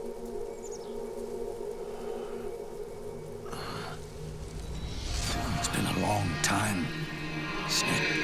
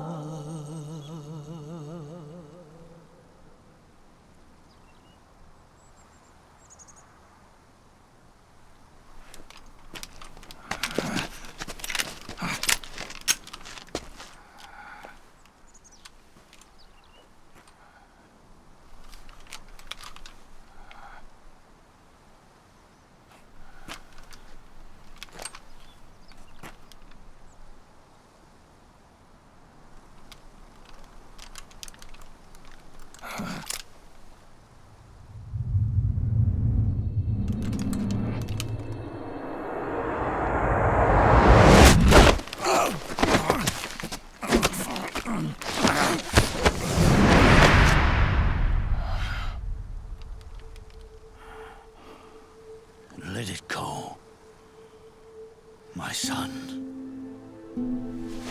I'm not here to fight. Or should I call you brother? What? It's over. Time for you to put aside the gun and live.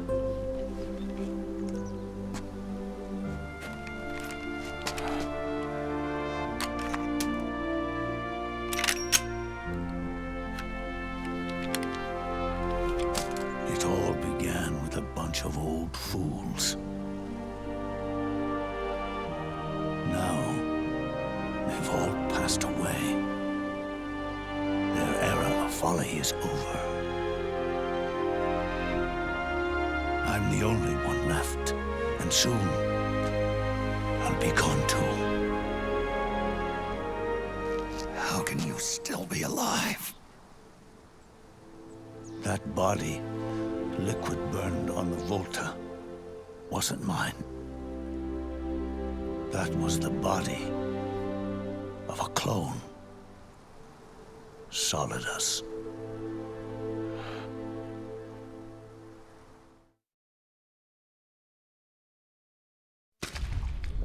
He was a perfect clone. Zero and the proxy AIs that came after him were convinced that Solidus was me. I was implanted with nanomachines, kept in a state of eternal sleep by JD and the proxy AI. They had me sealed away completely, not only my physical body, but my will too. The technology was similar to what they used to restrain the B&B members you encountered.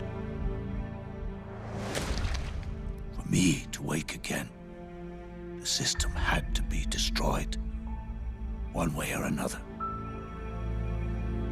Ocelot and Eva wanted two things: to bring me back to life and to end the Patriots. That meant destroying the AI and killing the man, JD and Zero. Right before you uploaded the virus into GW, the way to JD was opened, but only through the physical manifestation of GW. That's when we finally learned the location of this man, Zero. For me, and for them, for Naomi, nothing was more important. And it was for that they put their grand scheme into motion. Eva stole my body from them and reconstructed it by replacing the missing parts with pieces from Liquid and Solidus. And Ocelot, in order to fool the system, used nanomachines and psychotherapy to transplant Liquid's personality onto his own. He used hypnotic suggestion to turn himself into Liquid's mental doppelganger. For all our advances in nanotechnology, information and genetic control, they've never managed to control people at will, let alone turn one person totally into another. Under certain conditions, someone can be made to play a specific role. Act like someone else. Cats do love to play as snakes. Just to clarify if no one understood that last bit, Liquid Ocelot, the guy we were fighting earlier, was never Liquid. Not once. He was always Ocelot. Liquid died in Shadow Moses Island and never came back. It was all a lie to distract the Patriots so Eva could steal Big Boss and save him. It all started with him. Zero.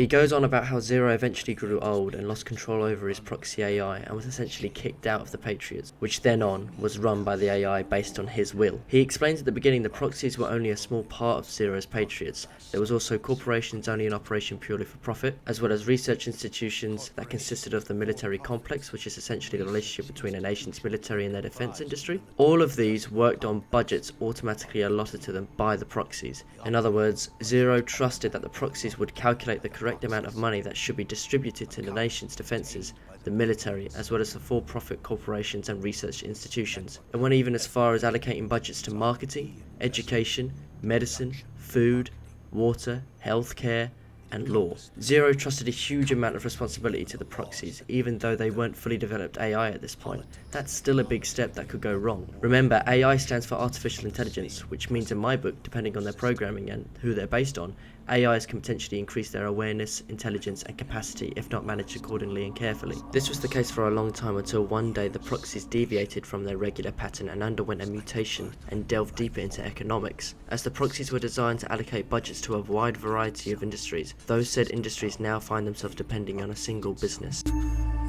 War. By this point, the Patriots were no longer being controlled by Zero's will. Remember, Zero wanted a unified world, but the AI grasped the wrong end of the stick and went more on the lines of world domination, not uniformity. By then, the proxies manifested into full AIs, with JD being the main AI controlling them all. Zero always wanted to carry on the boss's will with unified nation states, but his successors failed to achieve this goal and went towards economics. This changed the world as we know it, and also not having anything in it that resembles the boss's will. In this new world, there were no ideologies, no principles, no ideals, not even the thing she treasured most, loyalty. There was only the war economy. It was a colossal error in judgment, one Zero couldn't possibly have foreseen. This man was the source of it all. And he doesn't even realize it. He's completely unaware of the fact that he led the world to the brink of ruin. Even with so much bad blood between us, it's funny. Now that I'm actually face to face with him again, the hatred is gone. All I feel is a deep sense of longing and pity. The original members, Paramedic, Sigint, Eva, Ocelot, they've all passed on. Only Zero is left.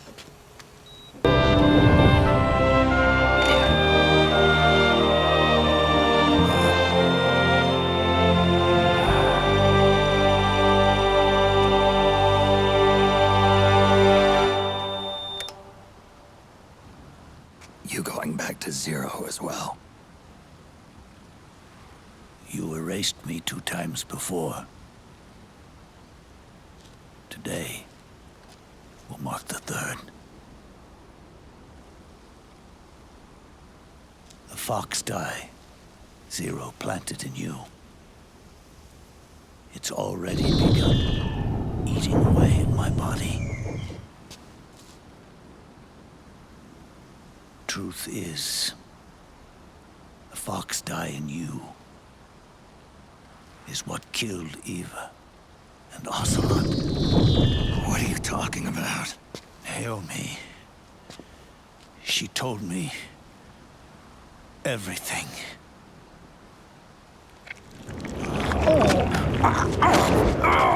What's wrong? They did it again. They used you to kill me. The Patriots. No, they're proxies. In order to bury us. They did it again. With the Foxdie killing Big Boss, his final words are to inform Snake of what him and Naomi discussed. Big Boss tells Snake that the new Foxdie in him is uprooting the old. The old Foxdie was breaking down and slowly becoming uncontrolled, which would have led to it being an epidemic. However, due to the new fox dye implanted by Drebin, the epidemic won't happen in how long Snake has left. The only reason the fox dye has killed Eva, Ocelot and now killing Big Boss is because it was designed to by the Patriots, not because of the airborne contagion. The new fox dye continues to multiply, so one day, just like the old fox dye, it will lead to an epidemic. However, due to Snake's acceleration in age, by the time that would happen, Snake would have died of natural causes, and the virus with it. Does that mean the mutant strain won't cause an epidemic?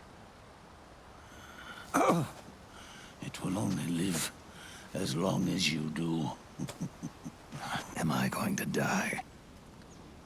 Everyone dies. You can't stop it. You can't run away from it. Let me tell you something. Don't waste the life you have left fighting.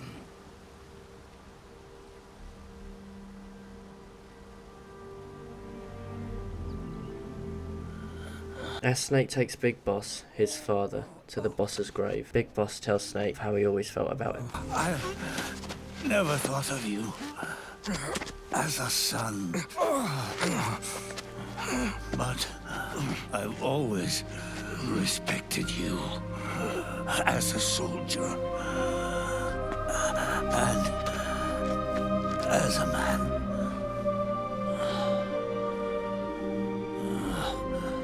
If you'd been in my place back then,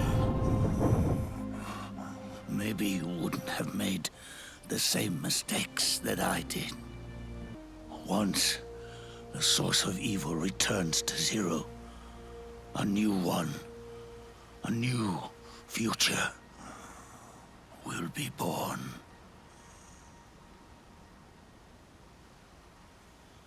That new world is yours to live in, not as a snake, but as a man.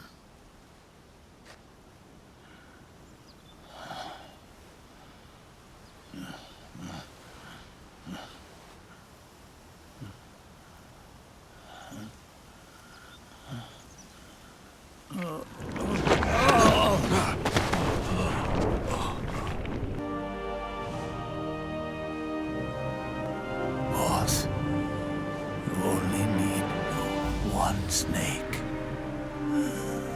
No. The world would be better off without snakes.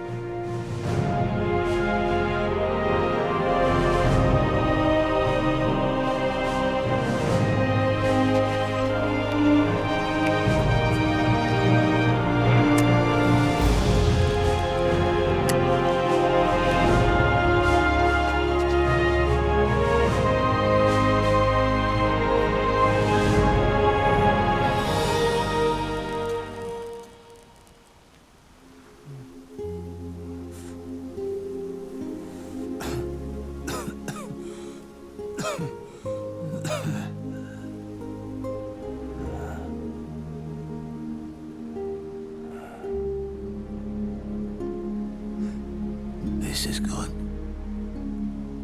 isn't it?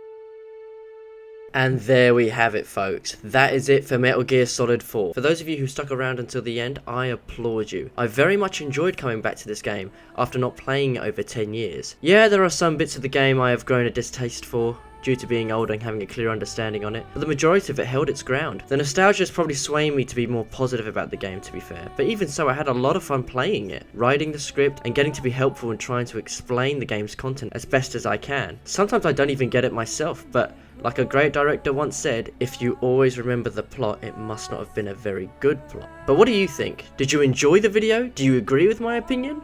Where do you think this game can improve? Should they bring the franchise back with Hideo behind the wheel? The answer is yes. Always yes. On that note, everyone, it's been a long video and a hell of a long ride. Go get some fresh air if you've seen this in one sitting, please God. Furthermore, this has been The Gamer Life. Until the next time, bye bye.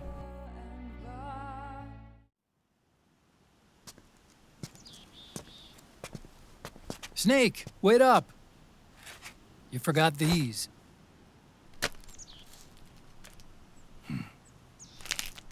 No thanks. I'm quitting. Snake! These things will kill you. Where will you go? Our fight is finished. There's nothing left for us to do. No. There's one thing I still have to do. I have to see this age off. See what the future brings. Sounds good to me. I'll go with you. Otacon, I'm gonna be dead soon.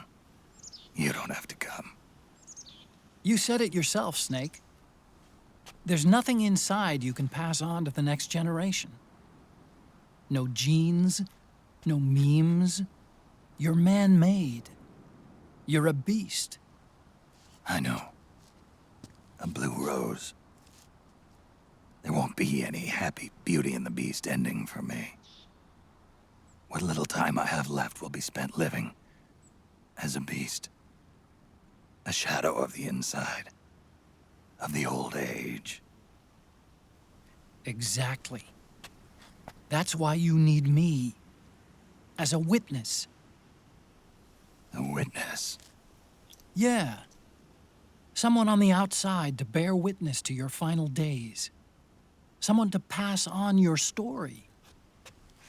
Not that I'm the only witness.